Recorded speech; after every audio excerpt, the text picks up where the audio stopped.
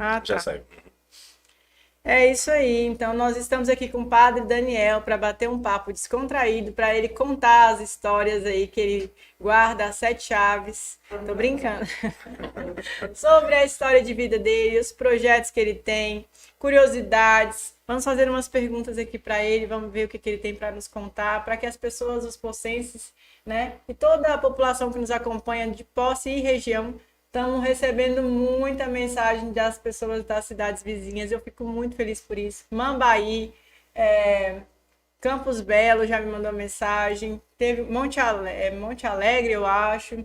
Então, assim, muito bacana mesmo receber esse feedback. Eu estou muito E feliz. a ideia é essa, né? A gente atingir Isso. todo o Nordeste goiano. A ideia é que o pessoal de toda essa região, se tiver alguma pauta, se tiver algum Manda assunto para nós. interessante, manda pra gente aí. Nós queremos chegar aí até na sua cidade ou, enfim, tratar de assuntos importantes, né? E com certeza nas próximas entrevistas aqui, nossos próximos bate-papos, traremos pessoas de outras de cidades, outras cidades também. né? Não vamos ficar só em Posse. Exatamente. E é isso, Padre, muito obrigada pela sua presença, obrigada por aceitar nosso convite e por vir bater esse papo aqui com a gente, né, de forma tão tranquila, descontraída, né? Ele aceitou de primeira. Excepcionalmente, estamos com o nosso podcast hoje ao vivo na sexta-feira, lembrando que ele será sempre às quintas-feiras, 19h30. O padre ontem tinha missa, né? Quinta-feira é dia de missa, e aí nós jogamos para sexta para ele poder vir participar. Certo? Padre, bem-vindo e muito obrigada. Eu agradeço o convite. Desde que você inaugurou o estúdio, que eu queria ter vindo aqui, até para conhecer, né? Que eu fiquei muito curioso. E também para poder participar de um bate-papo como esse, né? Confesso que estou ansioso.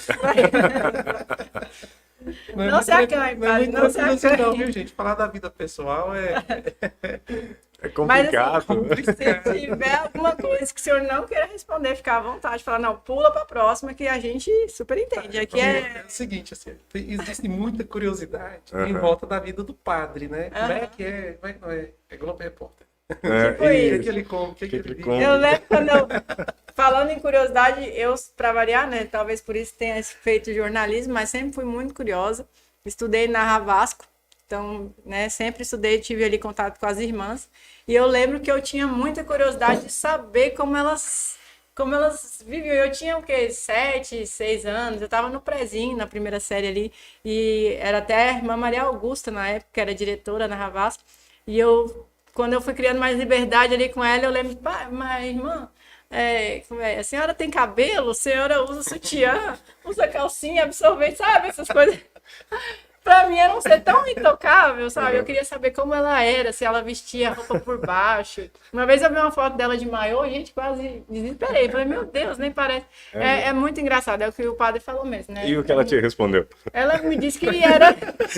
Desculpa, eu tive que pedir. Eu também queria Ela disse que era tudo normal. Tudo normal. Igual a todo mundo. Ela É se saiu só bem nessa. As Ela foi roupas feliz. mesmo ali e as vestimentas que as irmãs têm Sem que usar, demais, né? né? Sem demais. Coisa. É vida normal, né? E aí, agora você vai pedir pro padre você usa cueca, padre. Pula essa pergunta, já começamos mal. Pula essa pergunta. Já vou ficar perfeito aqui. Ué. É só pra quebrar o gelo aqui, só pra quebrar o gelo. Ai. Vamos lá, Mas enfim, voltando aqui, voltando. vamos contar um pouquinho o Padre Daniel de onde é, quando nasceu, de onde veio, pra Eu onde que tô vai. conhecendo agora, pois é, da onde o senhor veio? Ele É me daqui perguntou, mesmo, Padre né? Eu Daniel, tava de pedindo. onde ele É é? daqui mesmo, não é mesmo? Essa é uma pergunta muito interessante e até uma oportunidade para eu explicar isso. Eu nasci numa cidade chamada Ouro Verde. Ah, o senhor não nasceu em Poços? Não nasci em Poços. Mentir pro monte de gente. Olha aí, ó. Aí depois você passa na igreja confessar agora. Não vou lá nada. Mas eu cheguei em Poços, eu tinha 10 anos de idade. Ah, E isso depois de morar em vários lugares. Minha família eram agregados. Né? E aquele tempo nós sofremos com o tal do êxodo rural, quando entrou a lei do uso capial. Então já não. A figura do agregado ele desapareceu. Pois E é. aí o pessoal fugiu das fazendas para as cidades. Foi o que aconteceu com a gente. E aí nos anos 80, comecei nos anos 80, eu cheguei em Poços. Aí foi aqui que eu fiz vim morar na cidade, que antes morava na zona rural. Foi aí que fiz os amigos de infância, foi aí que fui para a escola, né? O Colégio Estadual Doutor Chumão Teixeira Júnior, ali em frente à igreja, né? E fui viver minha vidinha de interiorano e de cidade pequena. Seus pais, então, eram lá dessa cidade e vieram. Minha mãe é de Goianápolis e meu pai é de Formigas, Minas Nossa, Gerais. Na Minas verdade, Gerais. Cristais, né? Cidade perto de Formiga. Sua mãe é lá da Formigas. terra do Leonardo, do Tomate, do Leandro. Sim, daquela região.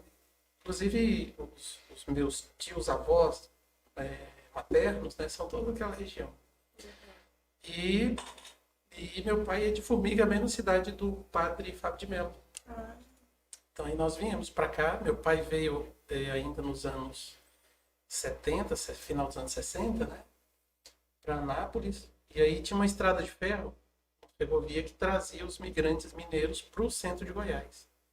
E aquela região ali de Anápolis, Ouro Verde, Nerópolis, foi onde concentrou muito mineiro. E ali a gente, foi onde eu nasci, né? O meu batizado foi ali por aquela região. E depois vim para Posse. Chegando aqui, fui estudar. Eu vim para Posse na época, mas por conta da escola. E meu pai soube que aqui o sistema de ensino, mesmo estadual e municipal, era muito bom. E meu pai queria muito isso para nós, né? Queria que a gente estudasse, enfim. E eu já tinha 8 anos de idade, meu irmão mais velho tinha 10 anos de idade. E aí nós aportamos aqui. Chegaram aí. Isso com os pais juntos aqui? Pais juntos, Como é que eles se viraram? O que eles faziam para sustentar a galera em casa? Como é que só é? pra... O Daniel nasceu primeiro, nasceu por último, nasceu no meio. São quantos? O Adriano é meu irmão mais velho, né? E eu vim em seguida. E depois de mim vieram mais 5 irmãos. Nós somos 7 irmãos. 7. Então, comigo são 5 homens e 2 mulheres. Então, eu, o Adriano, na escalinha aí, né? Na escalinha. É, Vai fazendo a Adriano. escadinha aí. Vai fazendo. O Adriano, eu, o Ednei, a Ednan, a Kátia, o Hélio e a Márcia. Somos nós, os 5. 7, né? 7. 5 homens e 2 mulheres. Entendi. E aí, depois que chegamos aqui em Posse, o prefeito era o Dr. Joaquim. E ele nos acolheu muito bem, né? Deu emprego pro meu pai na prefeitura. Meu pai, imagina, um homem interiorano lá, labrador, né? Ia fazer o quê? Nos calçamentos das ruas, né? Tipo, complicado. Olha aí. Então, o começo da vida foi bastante duro, né? E tinha um tio meu que morava aqui, meu tio Zé Bigode, minha tia Creuza. A tia Creuza era irmã de minha mãe. E ele era açougueiro e tinha uma estabilidade até. Né? Então, ele nos ajudou muito nesse começo. E até que eu e a Adriana, a gente fizesse a idade para ir para o trabalho. Né? E foi assim. Aí depois fomos construindo casa e a vida foi seguindo e cada um foi encontrando seu caminho, seu rumo. O tio Zé morreu, minha avó morreu, os tios foram morrendo, meus irmãos foram se casando, eu virei padre, a vida seguiu, fluiu, graças a Deus. E o senhor, eu vou te chamar de você. Eu sempre falo aqui, né? Eu vou chamar você porque o senhor... Como, quando e onde surgiu essa vontade de servir ao Senhor? Aí, agora. Essa é a pergunta que vale ouro. De ouro. Na verdade, quando cheguei em Posse tem uma tradição religiosa muito intensa, não é de hoje. É uma paróquia, a paróquia Senhora Santana, uma paróquia muito linda nesse sentido. E o Padre Zezinho, ele fazia aqueles movimentos infantis para a coração de Nossa Senhora, para a festa Senhora Santana, para a festa do Divino, e eu vinha nesses encontros, nessas missas. Com que idade, mais ou menos? Eu tinha 8 para 9 anos de idade. E eu voltava para casa apaixonado. Eu falei, gente, mas o que está acontecendo? Eu não entendi aquela loucura que acontecia dentro de mim, de ver aquela coisa, né? Muito simples, mas eu achava lindo, era um espetáculo, né? Mas eu não sabia que isso era vocação. Sabe? E um dia eu fui para a catequese, ali na casa das irmãs.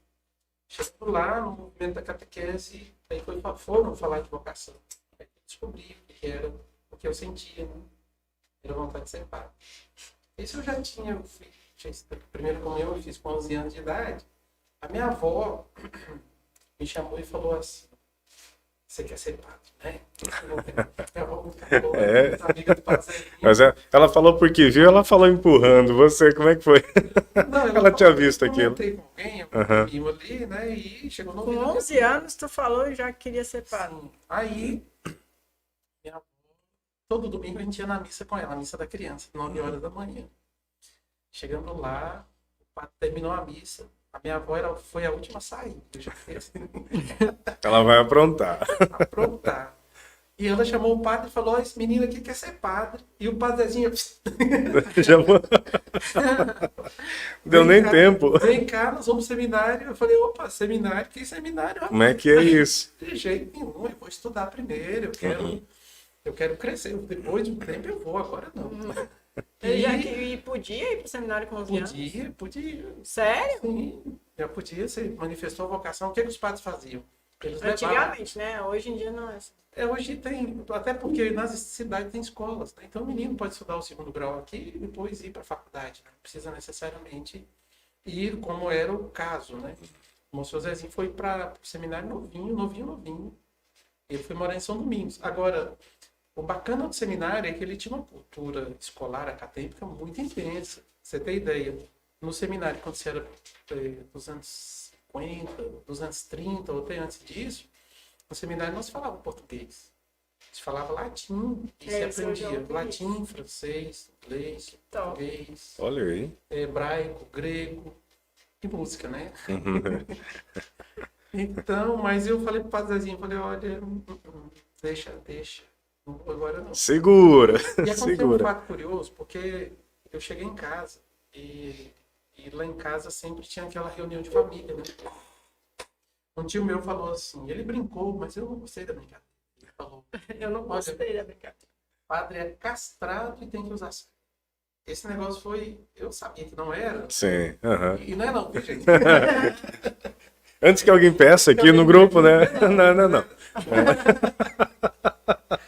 Mas foi a brincadeira que ele fez e eu fiquei ofendido, pai. Fiquei chateado. Ficou chateado. E nunca mais eu falei de vocação. Nunca mais eu brinquei com a história da vocação. Uhum. E depois de 8 anos, em silêncio com relação a isso, e até eu cheguei a acreditar que eu não tivesse realmente vocação. Depois de 7, 8 anos, um dia eu entrei no grupo jovem. E era 4 de fevereiro de 1990.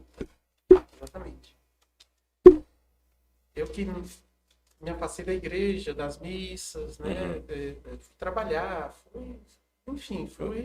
como eu desacreditei da história da vocação, que adormeceu dentro de mim, né? Eu fui ganhar a vida, né? Fui trabalhar. Você trabalhou onde, padre? O que você... Eu fiz tanta coisa, tanto serviço de menino que eu fiz. Um bico daqui, dali. Meu pai era jardineiro, então eu fui para jardinagem. Aí eu queria montar empresa com ele. Meu pai ele não tinha muito cabeça, ele sabia trabalhar. Não deu muito certo. Eu vi muito amigo do meu pai. Ele foi muito amigo do meu pai. O Zé Indaga foi outro. Eu tenho um respeito, um carinho enorme. Falo com muita admiração pelo Zé e me emociono até. Porque o Zé ele foi aquela pessoa que, quando a gente não conseguia, ele apoiava, ele amparava. Né? Poxa. Ele tinha um mercadinho. Né? É gratidão, é pura gratidão mesmo. Bom, aí eu fui trabalhar, eu fui pizzaola, eu fui fazer sanduíche, eu fui ser entregador de supermercado. Eu trabalhei na Tucanos, depois Tropical, depois eu fui para o Ribamar. Tudo aqui em Poço. Tudo aqui em Poço. Enfim. E estudando, o meu foco era estudar. Então, quando eu não estava trabalhando, eu estava aprendendo música e estudando. Então, o que eu não fiz no seminário, eu tentei compensar. Tentou compensar. Mas sozinho é difícil, ter uma estrutura, né, que te oferece, é diferente. Mas foi isso. E aí, no dia 4 de fevereiro de 91, exatamente um ano depois, eu estava entrando no seminário. 91. 91 para fazer 2º grau. Né? Fui fazer 2º grau. Fui estudar em Formosa, no Colégio São José. Eu levei o negócio muito a sério. Quantos anos você tinha? Na época eu tinha... Foi no ano que eu fiz 18 anos. fui dispensado do serviço militar, exatamente por causa da vocação, né? E fui servir nas fileiras aí da igreja, né? Daí, 18 anos foram exatamente 10 anos de preparação. Foi 3 anos de segundo grau, 3 anos no curso de filosofia e 4 anos no curso de teologia. Meu pai. 10 anos. Olha. E Bem intenso, né, padre? Tenso. Putz. pensei em desistir, sim. Mais uma vez? Muitas. Muitas vezes. Eu até Muitas pensava que... Ainda pensa? Não, De assim... vez em quando vem uma vontadinha de largar. Vem sim. Assim, na hora que o ofício pesa, aí você pensa, será que não podia ter sido outra coisa, né? Não outra razão específica, não. Eu acho que é essa. Eu acho que é a hora que a cruz pesa mesmo. Que a vida do padre ela é feita de muita solidão. Né? E não é porque você está só. Não é questão de estar só. Eu faço questão de não ser só. Né? Eu estou sempre rodeado de muita gente. Eu adoro isso. Mas a solidão do padre, ela é porque você tem nas mãos a vida de muita gente. Não é? O segredo de muita gente. E às vezes a gente pesa, de vez em quando isso pesa. E aí você reza pelo outro, você sofre junto com o outro, você partilha as lágrimas, né, com o outro, você partilha das mesmas alegrias. Então, são sentimentos muito intensos. E agora, nesse tempo de pandemia, então, meu Deus do céu. Oh, meu Deus, aí acabou afastando um pouquinho o pessoal. Afastou, mas aí é que você tem que abraçar mais. Tem muita gente precisando disso, né? Abraçar no sentido de acolher, né? As dores internas, e a pessoa quer entender o que está acontecendo. E aí chega, né, com a carga emocional muito forte. E aí tá lá o padre, né? Me diz lá, quando você tomou a decisão que começou, qual foi o primeiro impacto? No sentido assim, foi positivo? Era o que você imaginava? Você já tinha olhado um pouquinho mais para dentro do que seria a sua vida a partir do momento que tomasse essa decisão?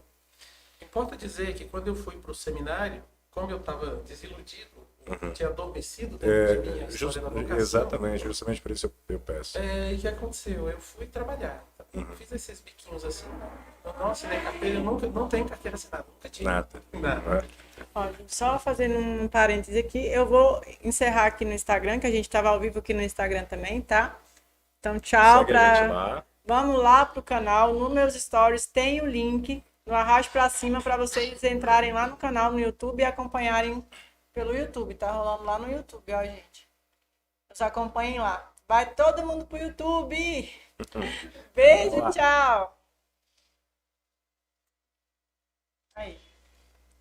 Pode continuar. Vamos lá, o senhor falava. Aí eu comecei a inventar projeto de vida, né? 16 anos eu já estava um olho no gato e o outro no peixe. Aqui em Poços, na época, estava chegando a agricultura, né? Os gaúchos, essa força da Campina que estava abrindo isso aí. Então eu quis fazer agronomia. Era um projeto e esse era bem possível.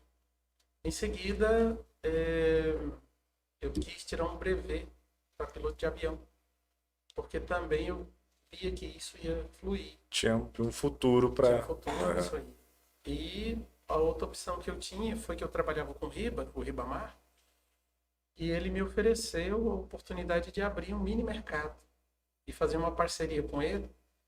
E engraçado que o Riba, ele fazia isso com todos os funcionários dele. Ele percebia que o cara tinha café no bulho, ele investia. Tinha potencial, ele investia mesmo. Potencial, ele investia. E aí ele me chamou para essa parceria, né? E depois, a última opção, e a que eu nem imaginava mais, foi a do seminário, né? Que já não era mais a ideia de uma profissão, né? Era um desejo de realização pessoal, era mais profundo do que uma função, né? Não era o fazer, o ser, né? E quando eu entrei no grupo jovem, meus planos foram todos água abaixo. A vocação apareceu de novo, e veio com muita força, e eu não pude resistir, né? Deus chegou me atropelando. Assim. Santo Agostinho fala isso, ele fala: Senhor, me seduzistes e eu me deixei seduzir. Uma luta desigual, venceste-me. E verdade, eu fui vencido pela força da vocação. Olha aí. Mas foi uma história muito bonita, esse impacto aí, porque eu ia trabalhar Aí de dia ficava assim, ser padre, ser padre, ser padre. E falava, não, isso é bobagem. Aí, e aquilo ficava feito martelo, sabe? Sabe aquela música chata Padre, deixa eu fazer uma que fica pergunta. na cabeça? Ficava Curiosa ali. aqui. Nesse tempo que você ia trabalhar e que ficava na sua cabeça ser padre, ser padre, ser padre, e que você participava do grupo de jovens, que você não tinha ido pro seminário ainda, você já namorou? Teve namorada? Ô, gente, a pergunta essa é de 2 milhões de É, dólares. pois é. Essa daqui é aquela que a gente falou no off. Se o senhor quiser pular, pode pular. Ai. Não, mas é engraçado isso. Assim, levar a sério eu nunca levei. Uhum. Então, tinha uma paquerinha aqui, outra ali, né? Mas Não, porque geralmente para ele ficar com esse pensamento de ser padre, ser padre, ser padre, é isso que eu tô padre, falando. Então ele talvez não. O que poderia, às vezes, tirar o cara desse caminho é uma paixão. Na verdade, uma é o coisa que, assim, é o mas que você quase, não- quase todo mundo pensa, padre. Eu não sei como é que talvez com a conversa informal com outras pessoas, muita gente talvez se pergunte, né? Se pergunte sobre isso, né? Sobre justamente as coisas que é preciso abdicar, não é mesmo?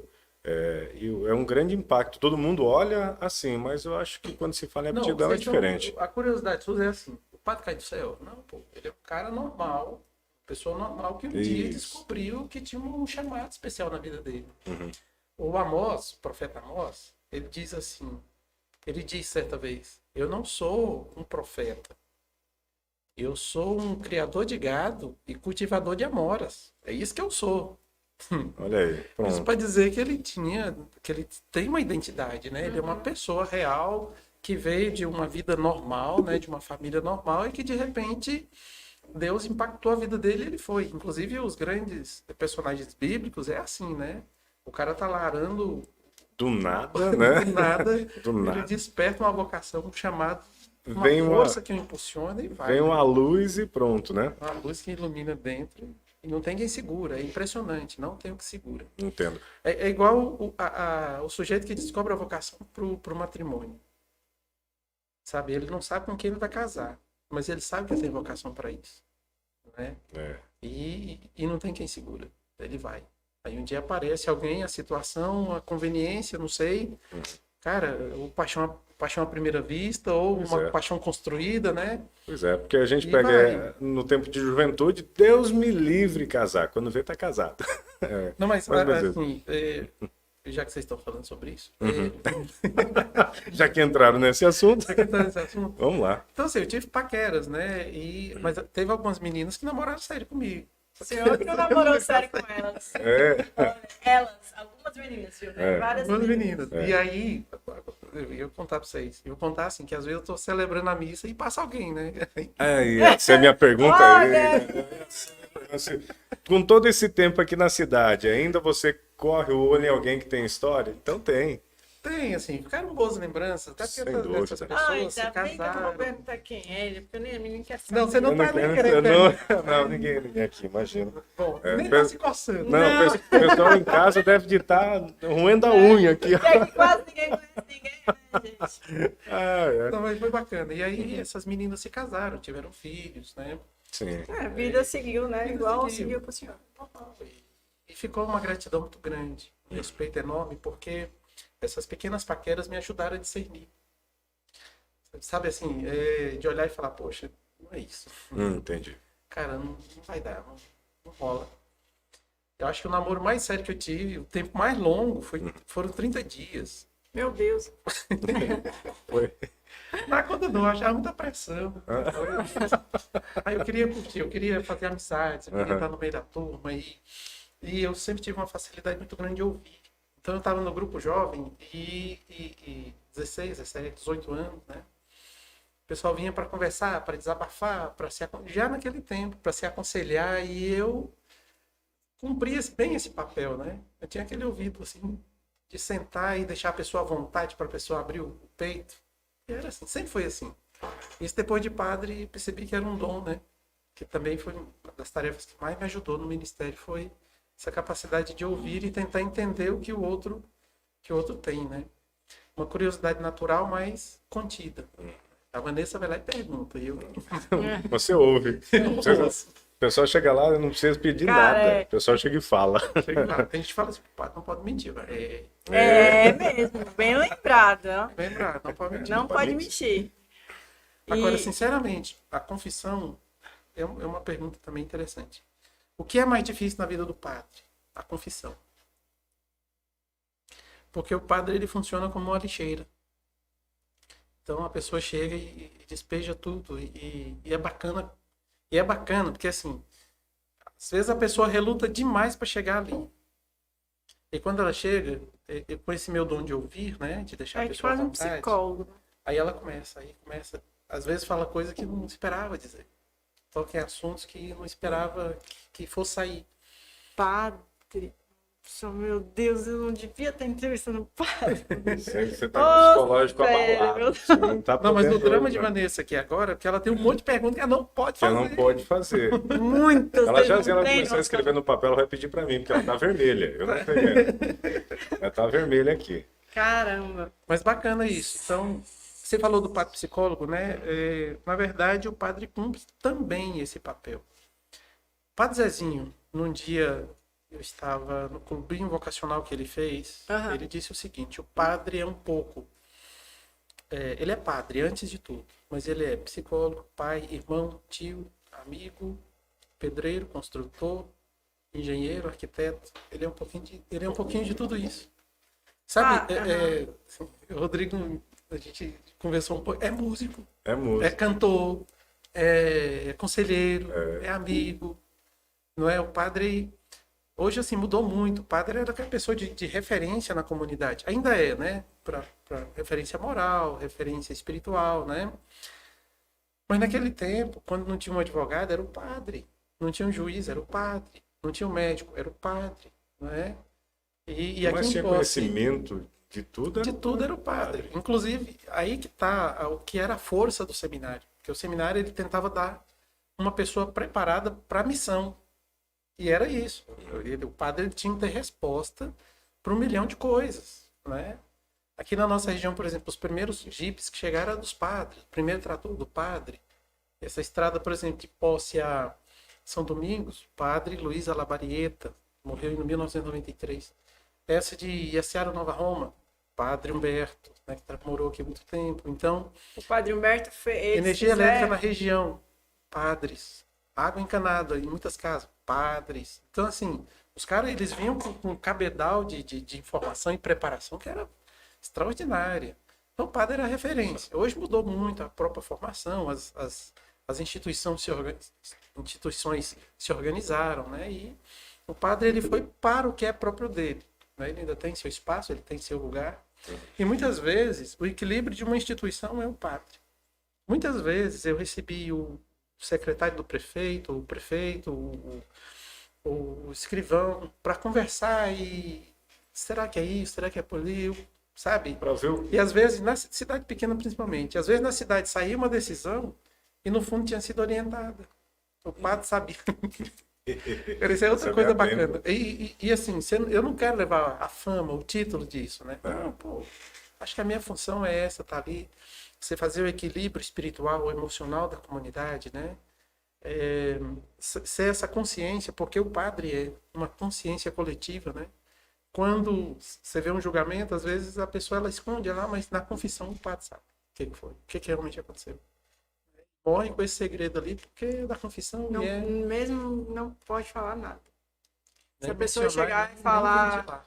que tá pensando, ou que, sei lá, em se matar, ou que matou alguém, só o senhor sabe e o senhor não fala, não pode falar. Não pode falar. E a justiça Aconteceu um entende caso, isso. isso aqui que eu vou contar para vocês, eu posso contar porque a gente soube por outras vias, né? O que aconteceu? Em Brasília mataram um padre no parque da cidade e o assassino fugiu, né? Aí um outro padre, em outra diocese, foi para aquela comunidade zona rural. Chegou lá ele atendendo confissões, né? Descobriu lá, a gente supõe que o sujeito confessou com ele. Ele voltou arrasado, ele voltou destruído. E tempos depois, a polícia prendeu o bandido lá. Por isso nós descobrimos que o padre tinha atendido a confissão. Mas aquele padre nunca disse. E ele voltou destruído. E agora? Como é que ele ia fazer? Precisava silenciar aquilo. Ele sabia de tudo. Né? Ele sabia quem foi, como foi, por que foi. Pesado, né? Essa missãozinha é Missão pesada. pesada. E, poxa, matou o colega dele.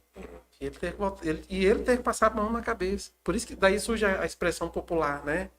Eu não sou pato para passar a mão na cabeça. Que o pato faz isso. A pessoa vem do jeito que ela vier, ele vai perdoar, mesmo ele sendo contra o que aconteceu, mesmo isso ferindo a pessoa dele, mesmo ele discordando do que houve, mas ele vai ter que perdoar. Ele é o homem da misericórdia, ele é o homem do perdão. Por isso que a confissão é difícil. Por isso que a confissão é o mais difícil da vida do padre. E nos dias atuais, assim, hoje em dia, por exemplo, ainda as pessoas ainda se confessam muito? Que porcentagem o senhor levanta aí de pessoas, por exemplo, em posse que se confessam? E qual é a periodicidade disso? Em posse acontece um caso sui generis, o que ocorre aqui. As pessoas querem muito a opinião de um terceiro, não é? E às vezes nem ocorre muito ser uma confissão, é uma orientação.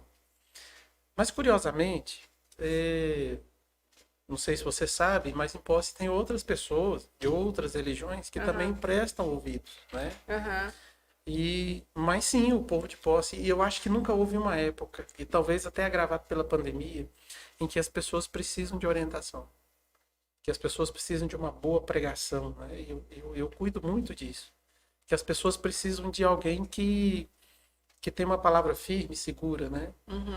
E que fosse uma opinião pessoal, que eu raramente emito, não é? Minhas opiniões e convicções são pessoais, né? Mas aquilo que diz Deus, o que diz a palavra de Deus. Então as pessoas querem que você abra a palavra para elas. E que a orientação flua da palavra, né? Acho que nunca houve uma época em que fosse tão necessário a igreja. E tem jovens ou as pessoas mais... Não tem idade. Não tem idade. Me aconteceu um fato uma vez. Poxa, isso eu guardei para a vida. Muitos fatos, né? Uma história, assim, muitos fatos. Esse foram de três crianças vieram e os três, a mãe ela tinha algumas dificuldades, né, psicológicas e tal, e o pai convivia com as crianças, mas o relacionamento com a mãe não era muito, né, enfim. Mas era uma família muito católica e eles vinham para a igreja. E as crianças chegavam de vez em quando e falavam assim: padre, a gente pode confessar? E ele queria confessar os três. Os três juntos? Os três juntos. E aí cada um contava do outro, né? Mas foi um momento muito bacana para mim e na vida dessas crianças, porque eles encontraram um jeito de se orientarem, não é? De também saber como lidar um com o outro, de um cuidar do outro e cuidar dos pais. Foi um dos momentos mais lindos, assim, da minha vida sacerdotal e dessa dimensão da confissão, né? E outra criança, eu até digo assim, eu aprendi a confessar com essa menina. Ela tinha uns 10 anos de idade, eu tinha 2 anos de padre. Faltavam uns 10 minutos para começar a missa e ela disse assim: padre, eu queria confessar. Eu falei: nossa, pode ser depois da missa? Ela falou: não, vai ser rapidinho. Tudo bem. O dia estava escurecendo, era lusco-fusco, né? Umas 6:30 da tarde, nós fomos para uma calçada ao lado da igreja. Ela parou na minha frente, me olhou nos olhos e disse: meu pecado é esse. Eu falei: nossa, eu não sei confessar. Por quê? Porque você vai para a confissão e você fala assim: ó, eu tomei a água, mas foi por isso. Você começa a explicar por que você fez. E a misericórdia de Deus é Ele que te justifica. Não é você explicando que vai explicar ou dar a razão pela qual você fez aquilo. Não é isso. A confissão é papo reto. Eu tomei água. Pronto. Não é? Nossa, eu fiquei numa vergonha. Porque aquela menina sabia. E ela tinha uma entrega total na confiança, na misericórdia de Deus, que eu não tinha descoberto ainda. E olha, depois de 12 anos de vida de seminário, 2 anos de padre, eu ainda tinha dificuldade da confissão. Imagina, né? Então foram momentos muito lindos, assim, E também tem aquele ditado que diz assim: a comunidade, o padre faz a comunidade, mas a comunidade também faz o padre. E essa convivência muito de perto com a comunidade, ela é fantástica, é extraordinária. Tem todas as belezas, todas as flores, as rosas, E todos os espinhos também. Os espinhos também. Tem o bônus Tem e o ônus. tudo. Então, fazendo uma retrospectiva aqui, o padre Daniel, né? O Daniel de 11 anos, teve lá um despertar na vocação, passou a adolescência aí sem entender direito Olha o que você vai o que não perguntar. era. Quando começa a alongar a pergunta assim, É só pra gente entender. Aos 18, 19 entrou no seminário, ficou quanto tempo? Saiu com quantos anos? Era essa a minha pergunta. Quantos anos é? Uai. Poxa, até eu fiquei mais tranquilo agora. Vou dar um alívio aqui. Vamos lá. Eu fui ordenado no dia 16 de dezembro do ano 2000, aqui em Posse, na Paróquia Santana. Esse é um fato curioso, porque eu saí vocacionado, né, da Paróquia Santana, voltei, ordenei na Paróquia Santana, e depois de 15 anos de padre, eu voltei para a Paróquia Santana. Então, assim, é o mesmo tempo de seminário para todos? Não. É ao mesmo tempo, por exemplo, na filosofia e teologia. Quem já tem um direito, por exemplo, curso de direito, diminui o tempo de filosofia. Se você tem matérias afins no seu currículo, né? Vamos supor, alguém fez psicologia, quer ser padre, ele já vai entrar no curso de filosofia. Mas aí aproveita matérias, né? Então isso diminui o tempo. Isso é assim desde antigamente. Ou antigamente passava mais tempo lá, sei lá, 15 anos no seminário. Passava, 10 porque assim, anos. a própria história do seminário, ela foi sendo adaptada para os tempos, né? Eu falei aqui da época que o senhor Zezinho foi para o seminário, naquele tempo nem se tinha escola de segundo grau aqui. Então ele ia, tem vocação? Beleza, então vamos. Ou normalmente se escolhia o segundo filho para ser padre, então isso remonta a eras bastante... Então, em 2000, o senhor foi ordenado. Quantos anos você tinha? 28 anos. 28. Aí hoje eu tenho 25. Novinho. É 25 de padre. Deus tá vendo, padre Daniel. É mesmo. Pô, Deus tá vendo, pá. E aí, então, lá no seminário, teve algum momento lá que penou, que achou que era de um jeito e era de outro? Alguma curiosidade, alguma história, alguma coisa que te marcou lá nesse seminário? Eu ia pedir, porque no seminário reúne uma galera grande. Era tudo em paz também. Sempre tem um que sacaneia o outro, sempre tem essas Mas coisas. tem. tudo padre, rapaz, não existe isso. Futuramente sim, no começo duvido. Como é Não, que assim, foi? Pai? Tinha disso também? Os meus 10 anos de seminário, 10 anos. a gente chama de duas etapas. Seminário menor, que é propedêutico e segundo grau, e o seminário maior, que são as duas filosofias, os dois cursos, né, filosofia e teologia. No seminário maior, o maior número de convivências, né, que a gente tinha foram 17. No geral eram 12. Então esse movimento é muito grande. Às vezes o menino entra, ele não tem vocação. Aí ele fica um tempo e não é isso. Então a rotatividade é muito grande. No dia que eu entrei no seminário, nós entramos 8. Dos 8, tem 2 padres. No dia que eu entrei no seminário maior, só a minha turma eram, acho que uns 30. Terminamos 14. Dos 14, muitos já deixaram, outros morreram, né? Eu acho que hoje restamos 8 padres. No seminário, quando eu entrei, nós éramos, no seminário maior, nós éramos 120. Morava atualmente ali no prédio, né, do seminário. No final, as idas e voltas, você não termina os 120 nunca, você vai terminar aí 15%, né? De quando eu entrei, terminou uns 15% daquela primeira turma, depois passou os 7 anos, né? Então a evasão é muito grande.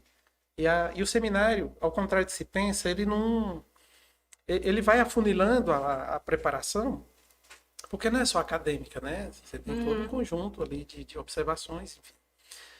Quando vai afunilando, ele vai meio que trabalhando para peneirar mesmo. Então a intenção é formar um bom padre, né?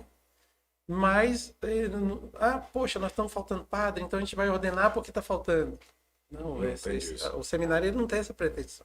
Ele tem a pretensão de colher e preparar uma boa vocação para entregar um bom sacerdote, né, para a comunidade. E aí, o que eu estou falando aqui, um dia eu teria que vir para a gente falar só sobre essa história da formação, que é interessantíssima, né? E é uma curiosidade que se tem, porque se vê muito bonito. Às vezes os meninos chegam para passar uns dias com a gente na paróquia, o seminarista. pessoal olha assim e fala, será como é que é mesmo, né? Será que Já- Então seria Pois bom é. um dia para falar só sobre esse assunto, porque tem muita coisa. Aham. Mas teve tempo muito difícil, assim, no seminário. Teve uma época que eu tive depressão. Ah, é? Hoje eu vejo que foi depressão, né? Na época eu não entendia. Não era um assunto, assim, é, que se falava, né, abertamente. Tão aberto, né? Como é Não hoje, é? né? E depois, eu acho que a entrada, eu peguei bem aquela época da popularização do computador, né? Ah, O entendo. computador da época do mouse, né? Que até quando eu fui pro seminário não era o computador que você tinha, o Macintosh. Aham. Você tinha que saber todas as siglas para você poder mexer, né? Os comandos ali para você ir, Aham. né?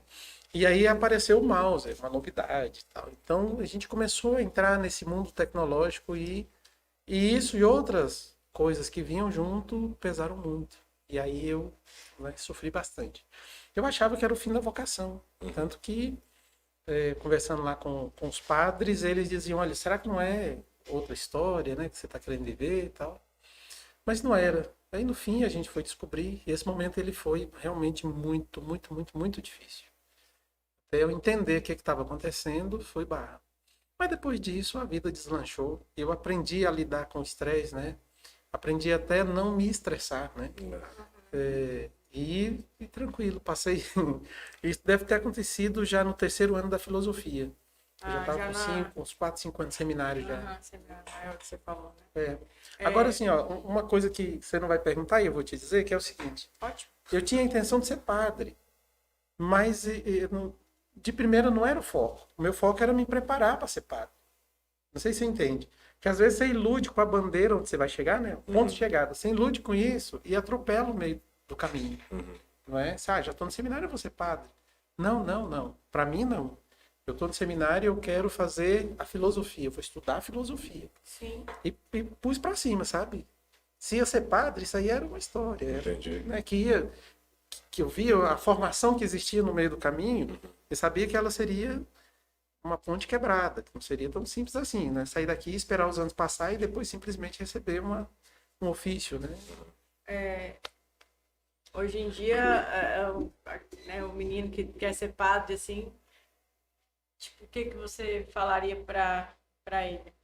Eu já vi, por exemplo, pessoas falando assim, faz tudo que tem que fazer, tudo, aproveita, depois vai, se realmente vê que não é assim, não é assim, como é, assim, qual o conselho que você daria já tendo passado por tudo isso aí? Olha, eu diria assim para os pais, Para os pais. né, valorizar a vocação da criança. Porque nós vivemos numa época em que se valoriza muito o ter e o fazer. O ser fica em segundo plano. Tanto que a gente ouve muito por aí o pessoal questionando assim, olha, essa pessoa é um bom profissional, mas é ruim de relacionamento. A gente muito ouve isso. Muito mesmo. Quer dizer, conheço muita gente assim. eu Pois é. também. E o que acontece? Sufocaram o ser e valorizaram demais o ter e o fazer. Então, os três grandes eixos da vida da pessoa, né? E o que ocorre com isso? Eu sou padre. Eu sou padre. Eu não tenho uma função. Então, é diferente. Você pega a diferença? Você não está padre. Eu não estou padre, eu sou Isso, padre. você é padre. É como um vereador, né? O vereador está vereador. vereador, ele não é vereador. Um prefeito está prefeito, né? Então, assim, quando eu falo do ser, eu estou falando de uma realização pessoal. Acho que os pais têm que se preocupar muito com isso. A minha mãe, eu vou contar para vocês, a minha mãe, quando eu falei, vou ser padre, a cabeça dela pirou, porque ela falava assim, oi, mas você vai ser padre? Ela via os planos que eu tinha da aeronáutica, do brevet de piloto, do exército, enfim, né? Do estudo da agronomia. E, claro, pô, qual dos pais que não enche os olhos com isso? E para os meus pais, que vinham de uma situação bastante complicada, aquilo seria aposentadoria. Então eles investiram nisso, eles se preocupavam com isso. Só que isso não estava na minha cabeça, né? Apesar de que eu também me preocupava muito com isso. Tanto que quando eu falei, vou para o seminário, ela falou, você vai ganhar quanto? Eu falei, não, mãe. Como é que fica a família, no caso, né? Então, assim, eu Fica a entendi a Como é essa preocupação parte? dela. O padre ganha, o padre recebe, tem salário? Pois como é, na época de seminário, não, né? Eu tinha que pagar para estudar. Não recebia nada, nenhuma bolsa, nada. Não, nada. E o que eu fazia? Bom, a igreja pagava os estudos, mas os gastos pessoais tinham que se virar, né? Então eu fui ser professor particular. não é? Fui dar aula de música, já sabia alguma coisinha, né? Aham. Fui cortar cabelo, fui ser guia turístico dentro da cidade de Formosa, né? Eu inventava 1 milhão de Você coisas. não foi para muito longe, né, padre? Acabou você tendo uma proximidade, não saindo muito fora aqui do Da contexto região. da cidade, da região. E aí, bom, então foi isso. Então esse dinheirinho que eu ganhava servia até para ajudar os amigos. Olha aí. E eu sempre fui de muita partilha, então nunca segurava nada para mim. E aquela questão de. Antigamente os padres faziam muito e tal do voto de pobreza, né? E tal. Ah, Como tá. Bom, aí você está falando de duas situações. Uma é o voto e outra é a promessa. O voto é para os padres de congregações, por exemplo, franciscanos, dominicanos, Ah, claretianos, tal. Então eles fazem voto. E eles fazem 3 votos: pobreza, castidade e obediência. Nós, os diocesanos, a gente faz promessas. Então a gente promete castidade e obediência. E não promete pobreza ou de pobreza. E outra coisa, o voto, a promessa, vamos supor que ele é 1 quilo. O voto, elas são 2 quilos. Então o voto ele é muito mais pesado, muito mais sério para o padre religioso. Fala religioso sim, eu também sou religioso, mas assim, Sim, só sim. para distinguir o que é religioso, Entendi. né, de congregações, dos padres seculares, que é meu caso. Eu faço promessa, eu não faço voto. Por isso você vai ver padre que tem bens materiais, que tem fazenda, que tem, enfim. Né? O Monsenhor Zezinho era de algum desses aí? Que O fazia Monsenhor voto? Zezinho, ele era secular. Ele não era padre religioso. Ele fazia, então, promessas, né? E 2, não 3. Aí o Monsenhor também tinha os bens, a herança de família, enfim, né? Ele tinha bastante bens materiais. O bacana do Monsenhor Zezinho foi o modo como ele viveu, né? Nossa. Completamente desapegado, desaprendido, né? Daqui. Mas o assim, que foi tipo, dele, uma das maiores ele cuidou figuras, até né? o fim. Ele foi muito zeloso com o que era dele. Né? Que restou de herança, enfim. Depois ele deixou os sobrinhos, a família, Sim. né? Dividiu entre si, enfim. Eu acho que foi isso, eu nem sei. É. Acho que foi por aí. Padre, enfim, Era outra pergunta complicada? Veja lá. Veja lá, veja lá. Né? Ai, Jesus. Sabe, depois que eu me ordenei, eu fiquei 1 mês fora de tudo, né? 1 mês de férias e fiquei aqui em Posse, na casa dos meus pais. Eu acho que foi o maior tempo que eu fiquei depois que eu saí, que eu fiquei com eles. Porque eu vinha, ficava 1 semana, ficava 3 dias. Eu fui muito intenso na minha preparação, eu quis mesmo. Então, chegava férias, eu tirava 1 semana e as outras eu ia conhecer as paróquias, as cidades. Eu queria ter contato com os padres, né? Com outras realidades, porque eu sabia que o universo não era o que eu via dentro da Paróquia Santana. Só Foi um ali. dos grandes sustos que eu levei, porque o Monsenhor Zezinho, a missa dele era de 2 horas e meia de missa. E eu achava que aquilo era normal. Conhecia. Sim, não sabia. Diferente. Para mim, a história da diocese, né? Nós temos uma diocese, nós temos uma arquidiocese. Eu não tinha essa estrutura na minha cabeça. O dia que eu pus o pé no seminário, eu falei, nossa, que universo é esse? Que eu via tudo a partir do micro, né? E fiquei muito naquela redoma ali. E aí, quando eu fui pro seminário, que eu falei, nossa, a igreja é muito mais que uma paróquia, né? É um negócio, é um mundo, né? Aí eu comecei a andar, falei, poxa, eu quero conhecer outros padres, eu quero ver como é que eles vivem. Vocês estão fazendo comigo aqui, eu fiz com eles.